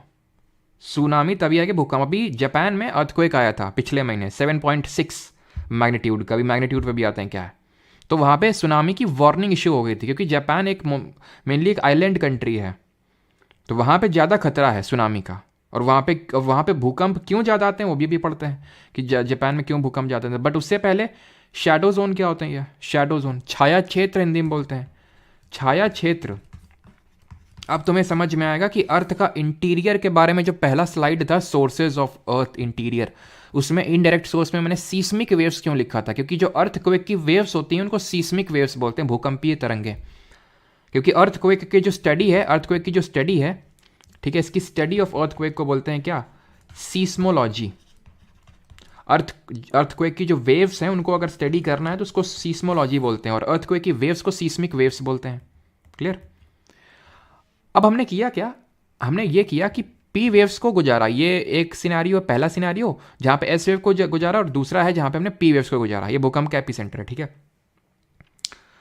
अब जब हमने इस चीज को ऑब्जर्व किया कि पी वेव्स क्या ऑब्जर्व करेंगे, पी वेव्स सॉलिड में भी ट्रैवल कर लेती हैं, लिक्विड में भी ट्रैवल कर लेती हैं, गैस में भी ट्रैवल कर लेती हैं, लेकिन स्पीड का रेशियो कुछ इस तरह से होता है। तो हमने एक चीज ऑब्जर्व करी कि खूब तेजी से भाग रही हैं पी वेव्स। जैसे ही यहां पे आई, यहां पे धीमी हो गई।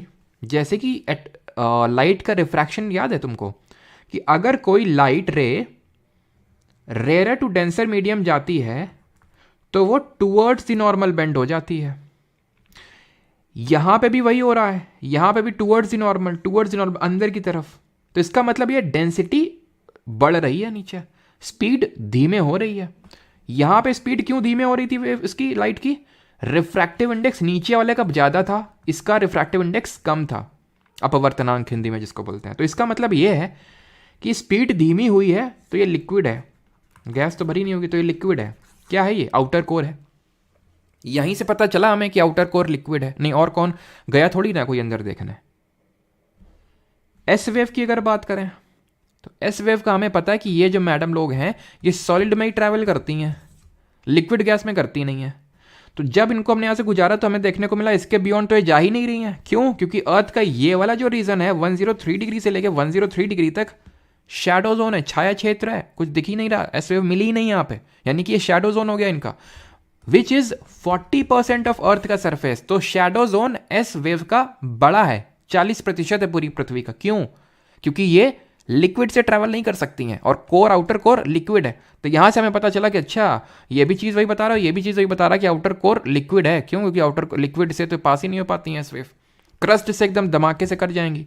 मेंटल भी सॉलिड। अब तुम बोलोगे मेंटल में सर वो एस्थेनोस्फीयर है, वो तो सेमी मोल्टेन है, वो बहुत बहुत बहुत पतली लेयर है, वो उतना ज़्यादा इन्फ्लुएंस वो क्रिएट करता नहीं, और पूरी तरह से लिक्विड भी नहीं है वो, मैंने बताया था सेमी सॉलिड है वो, ठीक है। तो 40% है, तो इसका ज़्यादा है। पी वेव की अगर बात करें तो 103 डिग्री, यहाँ पे देख लो 103 से लेके 150 डिग्री के बीच में इसका शैडो जोन है तो, लेकिन उतना बड़ा नहीं। और है क्यों? क्योंकि यहाँ स्पीड धीमी हो गई। स्पीड ना धीमी होती तो कहीं ऐसा होता ही ना कि शैडो जोन होता। शैडो जोन छाया क्षेत्र का मतलब होता है वो क्षेत्र जहाँ पे वो वेव नहीं मिल रही है। क्लियर है? स्केल्स ऑफ मेजरमेंट पे आते हैं। दो तरह की स्केल्स ऑफ मेजरमेंट होती हैं, एक वो जो मैग्नीट्यूड को मेजर करती हैं, मैग्नीट्यूड को, और एक वो जो इंटेंसिटी को मेजर करती हैं। मैग्नीट्यूड को जो मेजर करती है उसको हम बोलते हैं रिक्टर स्केल, इसका नाम आपने सुना होगा। और जो इंटेंसिटी को मेजर करती है उसको बोलते हैं मर्कैली स्केल। कंफ्यूज नहीं होना है, ठीक है? अगर ये एम से मर्कैली और एम से मैग्नीट्यूड होता तो आसान होता याद करना, लेकिन इसको उल्टा याद कर लो कि एम से मर्कैली और एम से मैग्नीट्यूड नहीं है, ठीक है? Richter scale is a limitless scale. Limitless scale होती है, इसकी कोई लिमिट नहीं होती है। लेकिन आपने तो पढ़ा होगा कहीं पे 0 से 10 होती है, वो उसकी लिमिट नहीं होती है। मैं बता दूं, वो ये है कि हाँ आज तक 10 से ज़्यादा का भूकंप आया नहीं है इतने तीव्रता का, तीव्रता इसको बोलते हैं हिंदी में, तो इतने तीव्रता से ज़्यादा का आया नहीं तो हम बोल देते हैं अपर लिमिट है, लेकिन ये लिमिटलेस स्केल है। मर्कैली स्केल है, इसका लिमिट है 1 से लेकर 12, इसका मैक्सिमम लिमिट है 1 से लेकर 12 तक, ठीक है? मैक्सिमम 12। तो इंटेंसिटी किससे मेजर करते हैं, मैग्नीट्यूड, ये भी आप समझ गए। लाल लाल जो ये देख रहे हैं ना क्षेत्र, इसको बोलते हैं रिंग ऑफ फायर। और क्योंकि पैसिफिक ओशन में, प्रशांत महासागर में, तो इसको बोलते हैं Pacific ring of fire. Pacific ring of fire ये है कौन सा क्षेत्र? ये वो क्षेत्र है प्लेट बाउंड्री वाला क्षेत्र जहां जम के भूकंप, जम के वोल्केनिज्म होती है। अभी ये प्लेट बाउंड्री ध्यान से देखना, ये जो प्लेट बाउंड्री है इसके यहाँ पे वोल्केनो देखने को मिल रहा है, थोड़ा सा दूर देखने को मिल रहा है, ठीक है? तो ये जो रीजन है जहां पे it is a region of high tectonic activity. Tectonic activity क्या होता है? टेक्टोनिक एक्टिविटी कुछ नहीं, वो जो प्लेट की स्लाइडिंग होती है ना, लिथोस्फेरिक प्लेट की, उसी को टेक्टोनिक एक्टिविटी बोलते हैं, ठीक है? तो region of high tectonic activity is known as the Pacific ring of fire. तभी जापान, इंडोनेशिया, यहाँ पे जम के भूकंप देखने को मिलता है, ठीक है? ये चीज़ ध्यान रखना। इंडिया में भी भूकंप हैं, आते हैं, लेकिन साउथ में आप देखोगे बहुत ही कम कि साउथ इंडिया में भूकंप आया, लेकिन दिल्ली में अक्सर आते रहते हैं। Himalayan region is prone to earthquakes. क्यों? क्योंकि पूरे इंडिया को हम डिफरेंट सीस्मिक जोन में डिवाइड करते हैं। जोन 2 का मतलब है कम खतरे वाला, जोन 3 थोड़ा ज़्यादा, जोन 4 थोड़ा और ज़्यादा, जोन 5 हाईएस्ट खतरे वाला रीजन है। तो गुजरात के भुज में भूकंप आया था, अगर आपको याद हो, क्योंकि ये हाईएस्ट रीजन ऑफ उसमें आता है। यहाँ पे ये जो रेड सर्कल देख रहे हैं ना, नॉर्थ ईस्ट पूरा जोन 5 में आता है, मतलब हाई, यहाँ पे ज़्यादा, सबसे ज़्यादा चांसेस हैं। साउथ इंडिया अगर देखें तो उतना ज़्यादा चांस नहीं है, अगर थोड़ा सा ये मुंबई वाला रीजन छोड़ दें। तो ध्यान रखना, Himalayan region is more prone to earthquake, because आपको पता होगा, हम लोगों ने अच्छा नहीं पढ़ा, वो PY की सीरीज में मैंने पढ़ाया था। हम लोग आगे पढ़ेंगे कि किस तरह से इंडियन प्लेट यूरेशियन प्लेट से टकराई थी, तो इसलिए वो जो प्लेट बाउंड्री है उसकी वजह से ये थोड़ा सा region of high seismic activity है। ये सिस्मिक एक्टिविटी मतलब भूकंप वाली एक्टिविटी। ले भैया, थैंक यू, हो गया खत्म। किसी को डाउट यहाँ तक? सर रैले वेव्स करते हैं, रैले वेव वही जो लव वेव्स मैंने बताई थी ना, लव वेव्स को रैले वेव्स भी बोलते हैं, ठीक है? लव वेव्स को ही, या फिर जो सरफेस वेव्स हैं, या फिर एल वेव्स, वहीं को रैले वेव्स ही बोलते हैं, जैसे, ठीक है? जैसे वो लॉन्गिट्यूडनल है P वेव्स, और ट्रांसवर्स हैं वो S वेव, और ये लॉन्गिट्यूडनल जो है रैले वेव्स बोलते हैं, ठीक है? क्वेश्चंस कर लें अब, अगर इजाज़त हो तो। मज़ा आ गया, अच्छा क्या बात है। बैरन आइलैंड एंड एक्टिव, बिल्कुल वो हम देखेंगे, अभी नहीं देखेंगे, वो देखेंगे हम लोग जब इंडियन ज्योग्राफी पढ़ेंगे तब, ठीक है? चलिए क्वेश्चन करिए, पहला क्वेश्चन।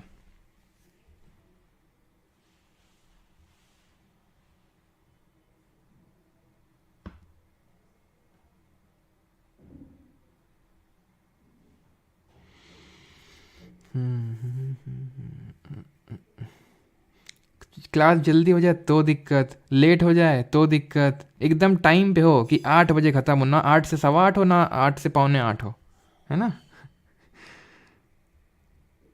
पहले मेरे 6-7 नंबर आते थे, अब 30+ आ जाते हैं, क्या बात है? फोर्स बिहाइंड प्लेट मूवमेंट बता दो। चलो वो बता देते हैं, force behind plate movement. Hitler ji ने पूछा तो बताना पड़ेगा, और इम्पॉर्टेंट भी, ऐसी बात नहीं है। Force behind plate movement, force है ये क्या है? एस्थेनोस्फीयर, वो मैग्मा।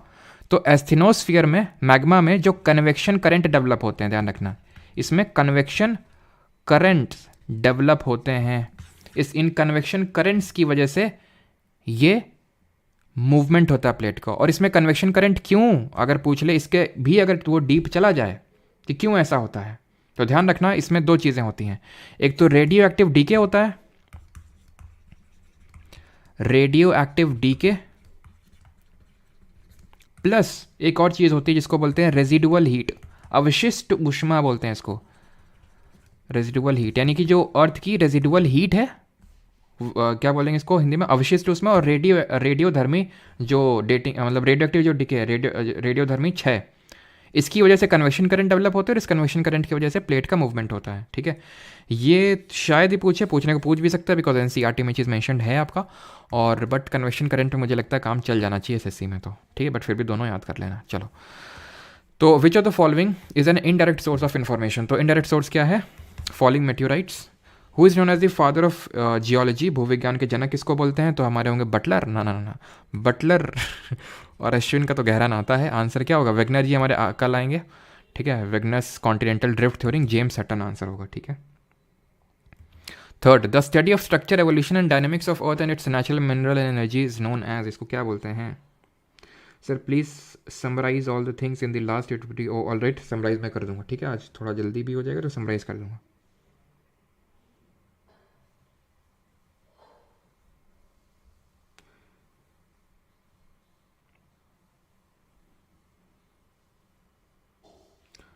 अफ्रीका कॉन्टिनेंट ब्रेक क्यों हो रहा है, वो हम पढ़ेंगे जब वो उसको रिफ्ट वैली यहाँ पे आपने देखी होगी, है ना, ग्रेट अफ्रीकन रिफ्ट वैली। वो रिफ्ट वैली और रिफ्ट हो रही है, ठीक है, मूवमेंट की वजह से, जैसे कि हमारी इंडियन प्लेट जो है मूवमेंट करी थी यूरेशियन प्लेट की तरफ।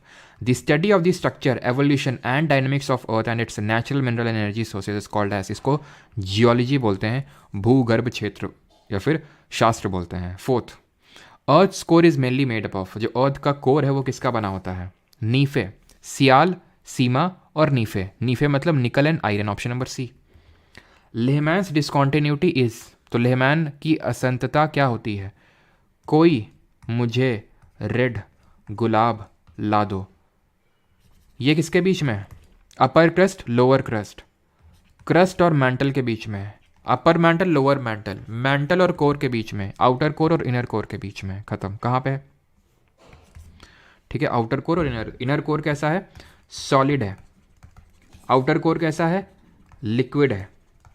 ये लिक्विड है और यहीं पे क्या होता है, यहीं पे मूवमेंट होता है और उसकी वजह से क्या होता है, इलेक्ट्रिसिटी एक तरह से जनरेट होती है, जिसकी वजह से मैग्नेटिक फील्ड जनरेट होती है। तो अर्थ की मैग्नेटिक फील्ड किसके से जनरेट होती है, आउटर कोर की वजह से जनरेट होती है, ठीक है, जो लिक्विड है। और वो इनर वाला सॉलिड क्यों है, क्योंकि एक्सट्रीम प्रेशर की वजह से।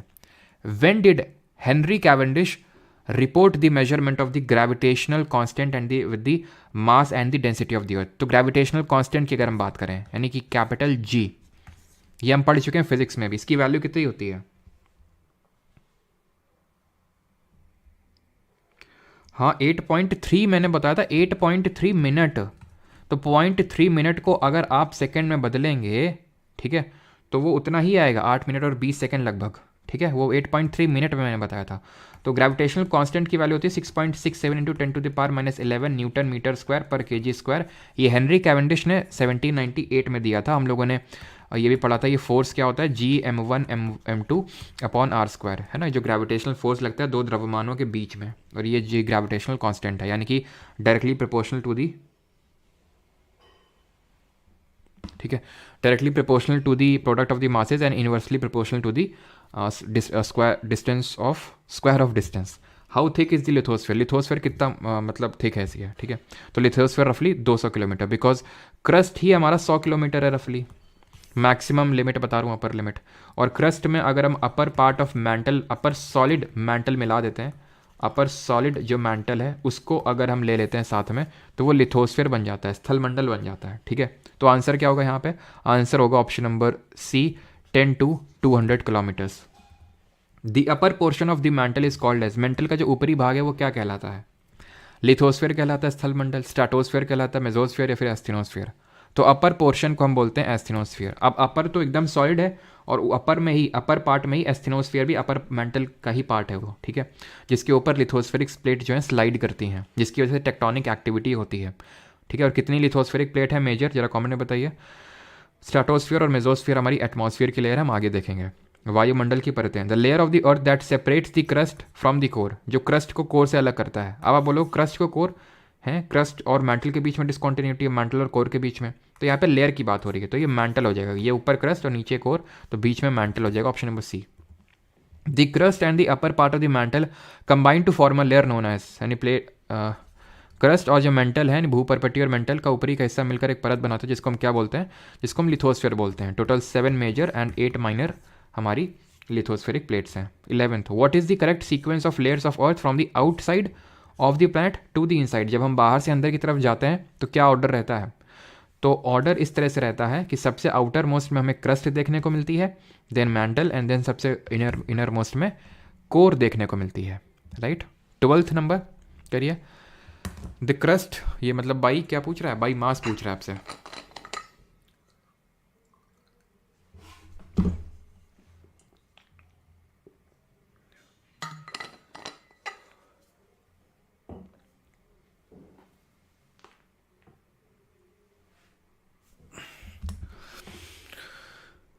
तो अगर हम बात करें तो हमने इस तरह से याद किया था कि क्रस्ट, मैंटल, कोर,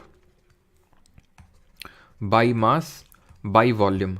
तो मास यानी द्रव्यमान के टर्म से बात करें लेस देन 1%, 68% एंड 31%। वॉल्यूम के टर्म से बात करें 1%, 84% एंड 15%। तो answer would be option number B. Which outside layer of the earth is less dense, thick and andesitic to granitic composition. Granitic composition, granitic किसका बना हुआ था, ग्रेनेटिक से कौन बना हुआ था, कॉन्टिनेंटल क्रस्ट। याद ऐसे रख लीजिए, जीसी, एक बुक आती है जीसी लियोंग करके ज्योग्राफी की, ठीक है, मतलब यूपीएससी में जो ऑप्शनल वगैरह लेते हैं तो वो पढ़ते हैं, तो जीसी, ठीक है, जीसी ऐसे याद कर लो। तो दूसरी वाली अपने आप क्या हो जाएगी, बसाल्टिक। तो ओशनिक क्रस्ट कैसी होती है, बसाल्टिक रॉक की बनी होती है, ऑप्शन नंबर सी। ये कैसी होती है, थिन होती है। ये कैसी होती है, डेंसर होती है, भारी होती है। ये थिक होती है और लाइट होती है, ठीक है। और इसकी अगर हम एवरेज थिकनेस की बात करें कॉन्टिनेंटल की तो कितनी होती है, कॉन्टिनेंटल की रफली 30 किलोमीटर, ओशियनिक की रफली 5 kilometres. Almost 98% of the earth crust is made up of 8 elements, which of the following does not figure among these elements. तो हमारा अर्थ का जो क्रस्ट है वो रफली 98% जो है वो इन 8 एलिमेंट का बना हुआ है। उनको हमने कैसे याद किया था, ओ सियाल, और उसके बाद क्या था, आयरन। तो ऑक्सीजन भी हो गया, ठीक है, सिलिका भी हो गया, एल्यूमिनियम नहीं है यहाँ पे, और आयरन नहीं है। बट यहाँ पे पूछ रहा है कि किसका नहीं बना हुआ है, ठीक है, तो ये हो जाएगा आपका कार्बन, ठीक है, ऑप्शन नंबर ए। आगे बढ़ते हैं 15th। और एक चीज़ क्या आपको, हाँ अच्छा, मैं आपसे ये क्वेश्चन पूछूं कि यूनिवर्स में सबसे अबंडेंट एलिमेंट कौन सा है। यूनिवर्स में अगर बात करूँ तो यूनिवर्स मतलब ब्रह्मांड की बात हो रही, सबसे यहाँ पे बात हो रही थी क्रस्ट की, ठीक है। अगला क्वेश्चन है हमारा कि the continental crust is mainly किसका बना होता है ये, तो मेनली बना होता है किसका, मेनली बना होता है हमारा जीसी, ठीक है, ग्रेनाइटिक रॉक का बना होता है ये, ऑलराइट। चलो आगे बढ़ते हैं, अगला देखते हैं द ओशनिक प्लेट। तो यूनिवर्स में सबसे ज़्यादा हाइड्रोजन है, ठीक है, हाइड्रोजन। आगे बढ़ते हैं, the oceanic plates rest. Oceanic plate कहाँ पे रेस्ट करती हैं, higher in the mantle, lower in the mantle, higher in the core, lower in the crust. तो हायर इन द मेंटल, ठीक है, मेंटल के ऊपर। How temperature varies toward the centre from the earth surface. तो earth surface अगर हम अंदर जाएंगे तो टेम्परेचर क्या होगा, तो टेम्परेचर बढ़ेगा। मैंने बताया था कि कोर का सबसे ज़्यादा टेम्परेचर होता है, सबसे ज़्यादा, और इनर कोर का तो सबसे ज़्यादा होता है, बट फिर भी वो सॉलिड होता है बिकॉज प्रेशर बहुत ज़्यादा पड़ रहा होता है उसमें, ठीक है, तो वो इंक्रीज करेगा, option number A. What is the second most abundant metal in the earth crust. सबका सही है, संजना, हिमांशु, प्रदीप, स्वर्णाली, लेट्स लाफ, आशीष। चलो तो अगर हम बात करें सबसे दूसरा सबसे, तो ओ सियाल, एल्यूमिनियम सबसे अबंडेंट है और आयरन दूसरा सबसे अबंडेंट है। When the heated magma flow onto the earth surface through fracture, cracks and volcanoes, it is known as। तो जब heated magma flow करता है अर्थ सरफेस में through fracture, cracks and volcanoes, it is known as lava बोलते हैं उसको। अंदर होता है तो मैग्मा और बाहर निकला है तो lava. Discontinuity that separate core of the earth from the mantle. Core को मैंटल से कौन सेपरेट करता है, कोर को मैंटल से। तो कोई मुझे रेड गुलाब ला दो तो ले मैन यानी आउटर कोस्ट कोर और इनर कोर को सेपरेट करे। कोई मुझे रेड गुलाब यानी कि ग्यूटेनबर्ग डिसकॉन्टिन्यूटी होगी, ठीक है। The boundary where the magma rise to the surface is known as. जहाँ पे मैग्मा राइज करता है, मैग्मा ऊपर उठता है, वो कौन सी बाउंड्री होती है? तो 3 तरह की प्लेट बाउंड्री पड़ी थी हम लोगों ने। एक तो जब पास आ रहे थे तो पास आने पे सबडक्शन जोन क्रिएट हो रहा था, एक नीचे धंस रही थी, नीचे सबसाइड कर रही थी, सबडक्शन जोन क्रिएट हो रहा था। क्यों सबसाइड कर रही थी? बिकॉज डेंसिटी डिफरेंस था दोनों में। अगर दूर जाती हैं तो क्या होता है, दूर जाने पे जो अंदर नीचे जो मैग्मा भरा हुआ वो ऊपर निकलेगा, तो दैट मीन उसको हम बोलते हैं डाइवर्जेंट प्लेट बाउंड्री। और क्योंकि नया क्रस्ट क्रिएट हो रहा है तो कंस्ट्रक्टिव प्लेट बाउंड्री, डाइवर्जेंट और कंस्ट्रक्टिव, ठीक है। सिडक्टिव मोहा की एक ऐसी प्लेट बाउंड्री है भाई। 22 द प्रोसेस ऑफ, और जब हमारी ट्रांसफॉर्म होती है उसमें ना तो क्रस्ट क्रिएट होता है ना तो destroy. The process of one plate sliding under another plate at a convergent boundary is, क्या बोलते हैं इसको? तो इसको बोलते हैं सबडक्शन, है ना। चलिए, at convergent plate boundaries where oceanic and continental crust meet, convergent में जहाँ पे ओशनिक और कॉन्टिनेंटल मीट करती हैं उनको हम क्या बोलते हैं? वहाँ पे क्या होता है? No associated volcanism, oceanic crust is subducted, ये सही है। ओशन, अच्छा ओशनिक क्रस्ट ही क्यों सबडक्ट होती है, कोई बताएगा? अगर ओशनिक और कॉन्टिनेंटल मिलती है तो ओशनिक क्रस्ट क्यों सबडक्ट होती है? Continental crust is subducted. अब सिमिलर है, ये बहुत बड़ा बड़ा टेक्निक मैं बता रहा हूँ, ठीक है। सिंपल सी चीज़ है कि मतलब सिमिलर भी है और एकदम कॉन्ट्रास्टिंग भी है। जैसे कि मैं बोलूँ कि राम नॉर्थ की तरफ चल रहा है और मैं बोलूँ राम साउथ की तरफ, एक स्टेटमेंट बोल रहा, तो या तो मैं मान लेता हूँ दो ही डायरेक्शन है, नॉर्थ और साउथ। या तो राम नॉर्थ में चल रहा होगा, साउथ में चल रहा होगा, या तो ओशनिक क्रस्ट धसेगी या कॉन्टिनेंटल क्रस्ट धसेगी। क्यों? क्योंकि कॉन्वर्जेंट प्लेट बाउंड्री, एक को तो नीचे जाना पड़ेगा। कौन जाएगी? जो डेंस होगी। डेंसिटी किसकी ज़्यादा होती है?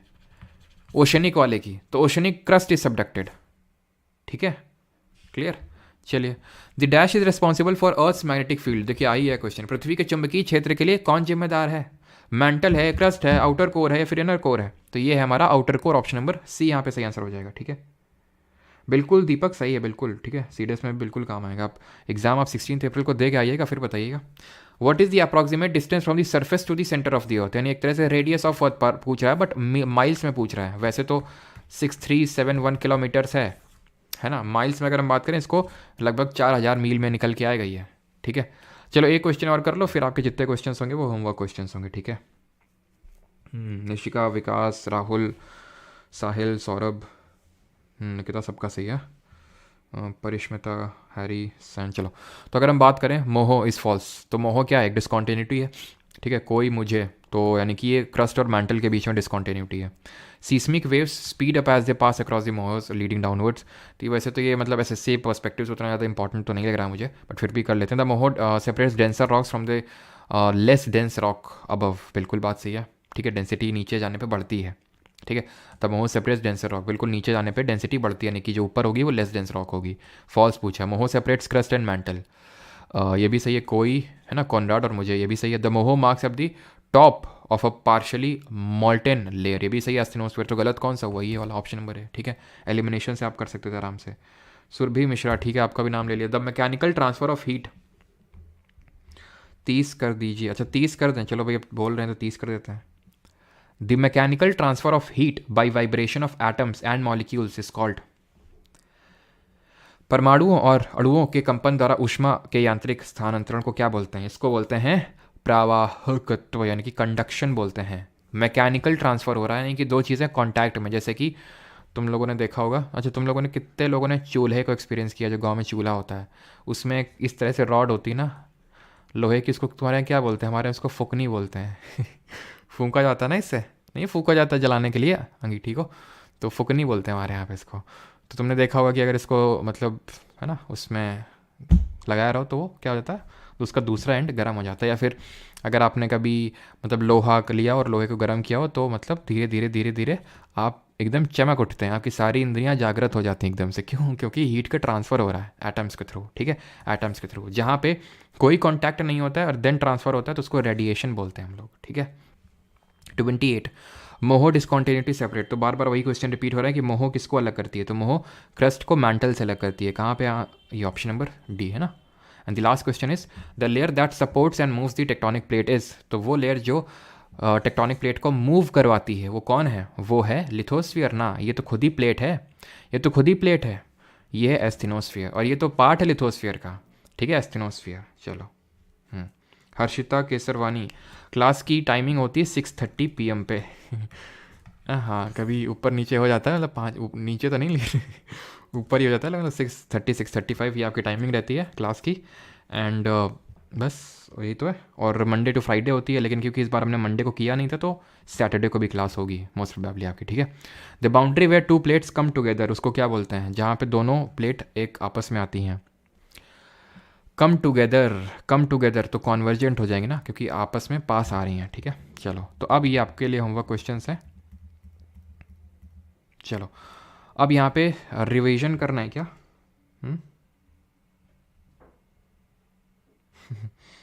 ऊपर ही होता है, हमें भी पता है। लेकिन आज तुमने देखा होगा, कल 6:37 पे क्लास स्टार्ट हुई थी, आज 6:36 पे क्लास स्टार्ट हुई, कल 6:35 पे होगी। धीरे धीरे मैं नीचे लाऊंगा इस टाइम को।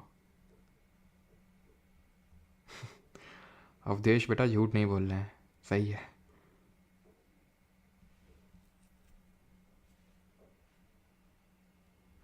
सेम तो मैं नहीं बोला, सिमिलर, ठीक है। सिमिलर कर लो ना रायले और एल्वेस को। चलो समराइज़ कर देता हूँ मैं, ठीक है। तो सभी लोग अपनी आंखें बंद कर लेंगे। कर ली सभी ने आंखें बंद? किस कोई खोले तो नहीं है? देख लेना, अगर खतरनाक जगह में बैठे हो तो खोल सकते हो, है ना। तो सबसे पहले हमने क्या पढ़ा, अर्थ की एज कैसे निकालते हैं। रेडियोएक्टिव डेटिंग 3 तरह की होती है। कार्बन डेटिंग, C14 आइसोटोप पर यूज़ करते हैं, कार्बन के 14 isotope. Uranium lead dating and rubidium strontium dating. Earth की एज निकल आई। फिर आगे बढ़ते हैं, अर्थ की लेयर, अर्थ के अंदर क्रस्ट है, मेटल कोर है। पता कैसे चला? सोर्सेज ऑफ अर्थ 2 तरह के, डायरेक्ट इनडायरेक्ट। डायरेक्ट वो जो हमें डायरेक्टली पता चल जाए, लावा, ठीक है, माइनिंग कर रहे हैं, ठीक है, अंदर ओशन ड्रिलिंग कर रहे हैं। इनडायरेक्ट सीस्मिक वेव्स, जो हमने P वेव्स S वेव्स को पास करवाया, जहाँ पे शैडो जोन हमें मिला, ठीक है, वो हो गया हमारा। या फिर मेटियोर्स यहाँ पे उल्का पिंड आके टकराए, वो हो गया हमारा। अब क्रस्ट मेटल कोर के बारे में पढ़ा। क्रस्ट की अगर बात करें तो 2 पार्ट में डिवाइडेड है, कॉन्टिनेंटल और ओशनिक, यानी कि स्थलीय भूपर्पटी और महासागरीय भूपर्पटी। कॉन्टिनेंटल क्रस्ट और ओशनिक क्रस्ट में अंतर ये, कॉन्टिनेंटल मोटी होती है, ओशनिक पतली होती है। पतली होती है लेकिन डेंस और भारी होती है। कॉन्टिनेंटल जो होती है वो लाइट होती है, लाइट चीज़ हमेशा ऊपर उठती है, ऐसे याद कर लो। तो मोटा होगा कॉन्टिनेंटल और वो लाइट होगा आपका, क्लियर। कॉन्टिनेंटल क्रस्ट ग्रेनिटिक रॉक का बना हुआ है, ओशनिक क्रस्ट बसाल्टिक रॉक का बना हुआ है, ये भी क्लियर हो गया। देन नीचे आते हैं। नीचे आने पे हमें देखने को मिलता है कि लिथोस्फीयर क्या है। नीचे हमारी लेयर है मैंटल। मैंटल का जो अपर सॉलिड पार्ट है उसको ले लें और क्रस्ट को ले लें तो एस्टेनोस्फीयर बन जाता है। सॉरी, एस्टेनोस्फीयर नहीं बन जाता है, वो लिथोस्फीयर बन जाता है, स्थलमंडल बन जाता है, जो कि एस्टेनोस्फीयर के ऊपर स्लाइड करती हैं। एस्टेनोस्फीयर क्या है? अपर मैंटल का ही पार्ट है, लेकिन अपर सॉलिड पार्ट के नीचे है वो। लिथोस्फीयर का पार्ट नहीं है, क्योंकि लिथोस्फीयर उसी के ऊपर ही स्लाइड करता है, ठीक है, वो सेमी मॉल्टेन फॉर्म में रहता है।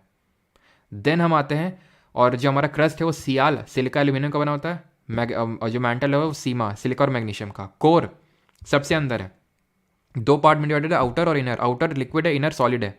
सॉलिड क्यों इनर? क्योंकि बहुत ज़्यादा प्रेशर पड़ रहा है अंदर, इसलिए सबसे ज़्यादा टेम्परेचर भी उसी का है। आउटर कोर जो है उसकी वजह से मैग्नेटिक फील्ड, चुंबकीय क्षेत्र जनरेट होता है, किसका? अर्थ का। फिर हमने पढ़ा इनका categorisation by mass and by volume, but उससे पहले क्रस्ट का कॉम्पोजिशन पढ़ा। ओ सियाल फे, ऑक्सीजन, सिलिका, एल्यूमिनियम, आयरन।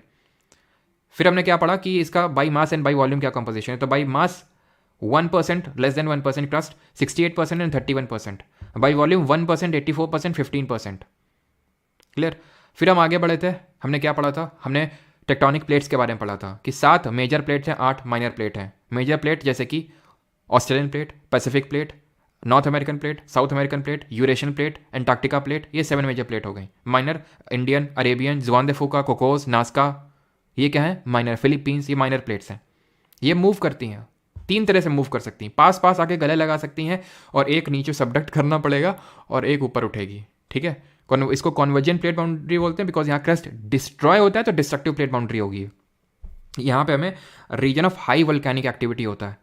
अगर दूर दूर जा रही है तो नीचे अंदर भरा जो मैग्मा है एस्टेनोस्फीयर में वो ऊपर निकलेगा, नया क्रस्ट कंस्ट्रक्ट होगा। इसलिए जो डाइवर्जेंट प्लेट बाउंड्री है उसको कंस्ट्रक्टिव प्लेट बाउंड्री बोलते हैं, because the new crust is constructed, जो कि कॉन्वर्जेंट वाली में डिस्ट्रॉय हो रहा था, तो इसलिए इसको डिस्ट्रक्टिव प्लेट बाउंड्री बोले थे। ट्रांसफॉर्म तीसरी तरह की होती है, आपस में लेटरल स्लाइडिंग होती है, इसलिए ना तो क्रस्ट क्रिएट होगा ना तो क्रस्ट डिस्ट्रॉय होगा। अर्थक्वेक जैसी घटनाएं होंगी। जहाँ पे अर्थक्वेक अब क्यों आता है? क्योंकि एक फॉल्ट लाइन के अलाउंग आता है। फॉल्ट लाइन क्या है कि वहाँ पे एकदम स्ट्रेस एकदम भरा पड़ा है, जैसे ही मौका मिला स्ट्रेस रिलीज हुआ। तो फॉल्ट लाइन के अगेंस्ट, फॉल्ट लाइन के अलोंग जो स्ट्रेस का रिलीज होता है उसको अर्थक्वेक या फिर भूकंप बोलते हैं। भूकंप जो है भूकंपीय तरंगों के फॉर्म में निकलता है। सीस्मिक वेव्स उसको बोलते हैं। सीस्मिक वेव्स की सीस्मिक वेव्स की स्टडी को हम सीस्मोलॉजी बोलते हैं। जैसे कि जियोलॉजी के फादर किसको कंसिडर करते हैं, ये बताइए कमेंट में जल्दी से, ठीक है। तो अगर हम बात करें तो सीस्मोलॉजी जो है इसके अध्ययन को बोलते हैं। वेव्स हैं ये, वेव्स दो तरह की होती हैं, बॉडी सरफेस, बॉडी भी दो तरह की, P waves S waves. P waves तीनों में, सॉलिड में भी, लिक्विड में भी, गैस में, तीनों में ट्रैवल कर लेती हैं, लेकिन सॉलिड में सबसे ज़्यादा, लिक्विड में, देन गैस में। सबसे जल्दी हाथ में चप्पल एकदम लेके पहुंचती हैं, है ना। जैसे छोटे में तुम बचपन में दौड़ते थे ना हाथ में चप्पल लेके एकदम, तो वैसे एकदम पहुंचती हैं। हम फर्स्ट सबसे पहले पहुंचती हैं। यानी these waves will be the first to be recorded on the seismograph. सबसे पहले सीस्मोग्राफ में ही रिकॉर्ड होंगे क्योंकि सबसे पहले पहुंचती हैं इसलिए। स्ट्रेचिंग स्क्वीजिंग क्रिएट करती है और लॉन्गिट्यूडनल यानी अनुदैर्ध्य तरंगें होती हैं। एस वेव की बात करें सिर्फ सॉलिड में और P waves resemble sound waves. S waves travel only in solid. P wave से थोड़ा सा लेट होती हैं, थोड़ा सा ज़्यादा डिस्ट्रक्टिव होती हैं। सबसे ज़्यादा डिस्ट्रक्टिव एस वेव्स, जिनको लव वेव्स ही बोलते हैं। सरफेस वेव्स जो हैं ये सबसे आखिरी में पहुंचती है, सबसे ज़्यादा डिस्ट्रक्टिव होती हैं। अगर भूकंप का हाइपोसेंटर जहाँ पे वेव ओरिजिन हो रहा है, फोकस जिसको बोलते हैं, अगर वो समुद्र के नीचे है तो उसको बोलते हैं tsunami. Tsunami is a Japanese term, मतलब वो सुनामी, उससे सुनामी ओरिजिनेट होती है, तो वेव्स ओरिजिनेट होती है, जिनको हम harbour waves, it is a Japanese term meaning harbour waves. Clear. And आगे बढ़ते हैं। और कुछ पी वेव्स ऐसे इसमें नहीं, ठीक है, और कुछ तो था, हाँ, आपकी इंटेंसिटी स्केल और मैग्नीट्यूड स्केल। तो इंटेंसिटी स्केल हमारी कौन सी है? इंटेंसिटी स्केल है मर्कैली स्केल, और मैग्नीट्यूड है रिक्टर वाली। एम से मैग्नीट्यूड, लेकिन एम से मर्कैली नहीं, ऐसे याद करो। रिक्टर की कोई लिमिट नहीं, मर्कैली की 1 से 12 है, ठीक है, ये हमें याद हो गया। देन उसके बाद हमने क्या पढ़ा था, आखिरी हमारा टॉपिक क्या था? फिर हमने ये पढ़ा था कि अर्थक्वेक्स जो है कहाँ कहाँ पे ज़्यादा आता है। तो जहाँ जहाँ ज़्यादा आता है, पैसिफिक ओशन का जो रीजन है वहाँ पे, उसको हम पैसिफिक रिंग ऑफ फायर बोलते हैं। फिर इंडिया को हमने डिफरेंट जोन्स में डिवाइड किया था, और हमने ये पढ़ा था कि क्यों, फिर लास्ट में जब हमारे हिटलर का दामाद जिन्हें हमें रिकॉल करवाया था कि क्यों लिथोस्फेरिक प्लेट स्लाइड करती हैं, तो हमने पढ़ा था कन्वेक्शन करंट डेवलप होते हैं एस्थेनोस्फीयर में। भाई मैग्नेटिक फील्ड जनरेट होती है आउटर कोर जो है लिक्विड फॉर्म में, उसकी वजह से, लेकिन जो कन्वेक्शन करंट डेवलप होते हैं रेडियो एक्टिव डिके और रेजिडुअल हीट यानी रेडियोधर्मी छत्र और अवशिष्ट ऊष्मा की वजह से, उसकी वजह से प्लेट का मूवमेंट होता है। उसके बाद क्या था? उसके बाद थांकू था, ठीक है, खत्म। अब अपनी आंखें खोल सकते हैं और अपने अपने घर जा सकते हैं सभी लोग, ठीक। Thank you. और क्वेश्चन बीच में मैंने पूछा था तो जेम्स हटन उसका आंसर हो जाएगा। बाकी थैंक यू, ऑलराइट। बाकी जिनको कोर्स वगैरह लेना है तो वो वेबसाइट में या फिर एप्लीकेशन पे या इस नंबर पे क्वेरी में मत मतलब भेजा करो। क्वेरी तभी भेजा करो कि कुछ लोग होते हैं सर ये बैच ले लें या फिर स्ट्रैटेजी बता दीजिए, तो इस तरह के डाउट मत भेजिए, क्योंकि पहली बात तो ये मेरा नंबर नहीं है, दूसरी बात उसकी वजह से जो एक्चुअल में जब आप कभी सही में डाउट पूछोगे ना तो आंसर नहीं हो पाता है फिर वो कि सर ये ले लें, सर ये इतने का ही मिलेगा क्या तो मतलब उस तरह के आप डाउट भेजते हैं ना, तो उसमें क्या आंसर देंगे बताइए आप? हाँ है, ठीक है, ये आंसर मिलेगा आपको। तो इससे बेटर है कि भाई जो अगर कभी वैसे नीड हो तो आप डाउट भेजा करो, ज़बरदस्ती नहीं कि चलो टेस्ट करके देखते हैं ना, कि पोक करके देखते हैं इससे कुछ निकलेगा कि नहीं निकलेगा, तो वैसा मत किया करो। बिल्कुल आंसर मिलेगा, लेकिन क्योंकि बहुत ज़्यादा लोड रहता है तो इसलिए थोड़ा सा कॉम्प्रोमाइज़ किया करिए, मैनेज किया करिए। चलिए भाई, थैंक यू सभी को, मिलते हैं कल। सीस्मिक सर वोल्केनो भी तो सीस्मिक एक्टिविटी से हुआ है, तो वोल्केनो डायरेक्ट सोर्स और सीस्मिक इनडायरेक्ट क्यों? वोल्केनो अंदर से लावा निकल रहा है, लावा निकल रहा है, उससे हमने सीस्मिक वेव्स क्या, सीस्मिक को हमने भेजा तो उससे हम इनडायरेक्टली ये मान रहे हैं। उसमें मानने वानने वाला खेल नहीं है वोल्केनो में। मैग्मा तो निकल ही रहा है ना अंदर, तो उसमें क्या मानना, वो है एक्चुअल में। उसमें हमने मान लिया कि अच्छा पी वेव नहीं ट्रैवल करती हैं, तो हो सकता है कि ये लिक्विड फॉर्म में हो सकता है कुछ और रीज़न हो जिस वजह से ना ट्रैवल करती हूँ, ये भी तो हो सकता है। तो वो डायरेक्ट सोर्स नहीं है इसलिए, ठीक है। चलिए भाई, थैंक यू सभी को, मिलते हैं कल के लेक्चर में।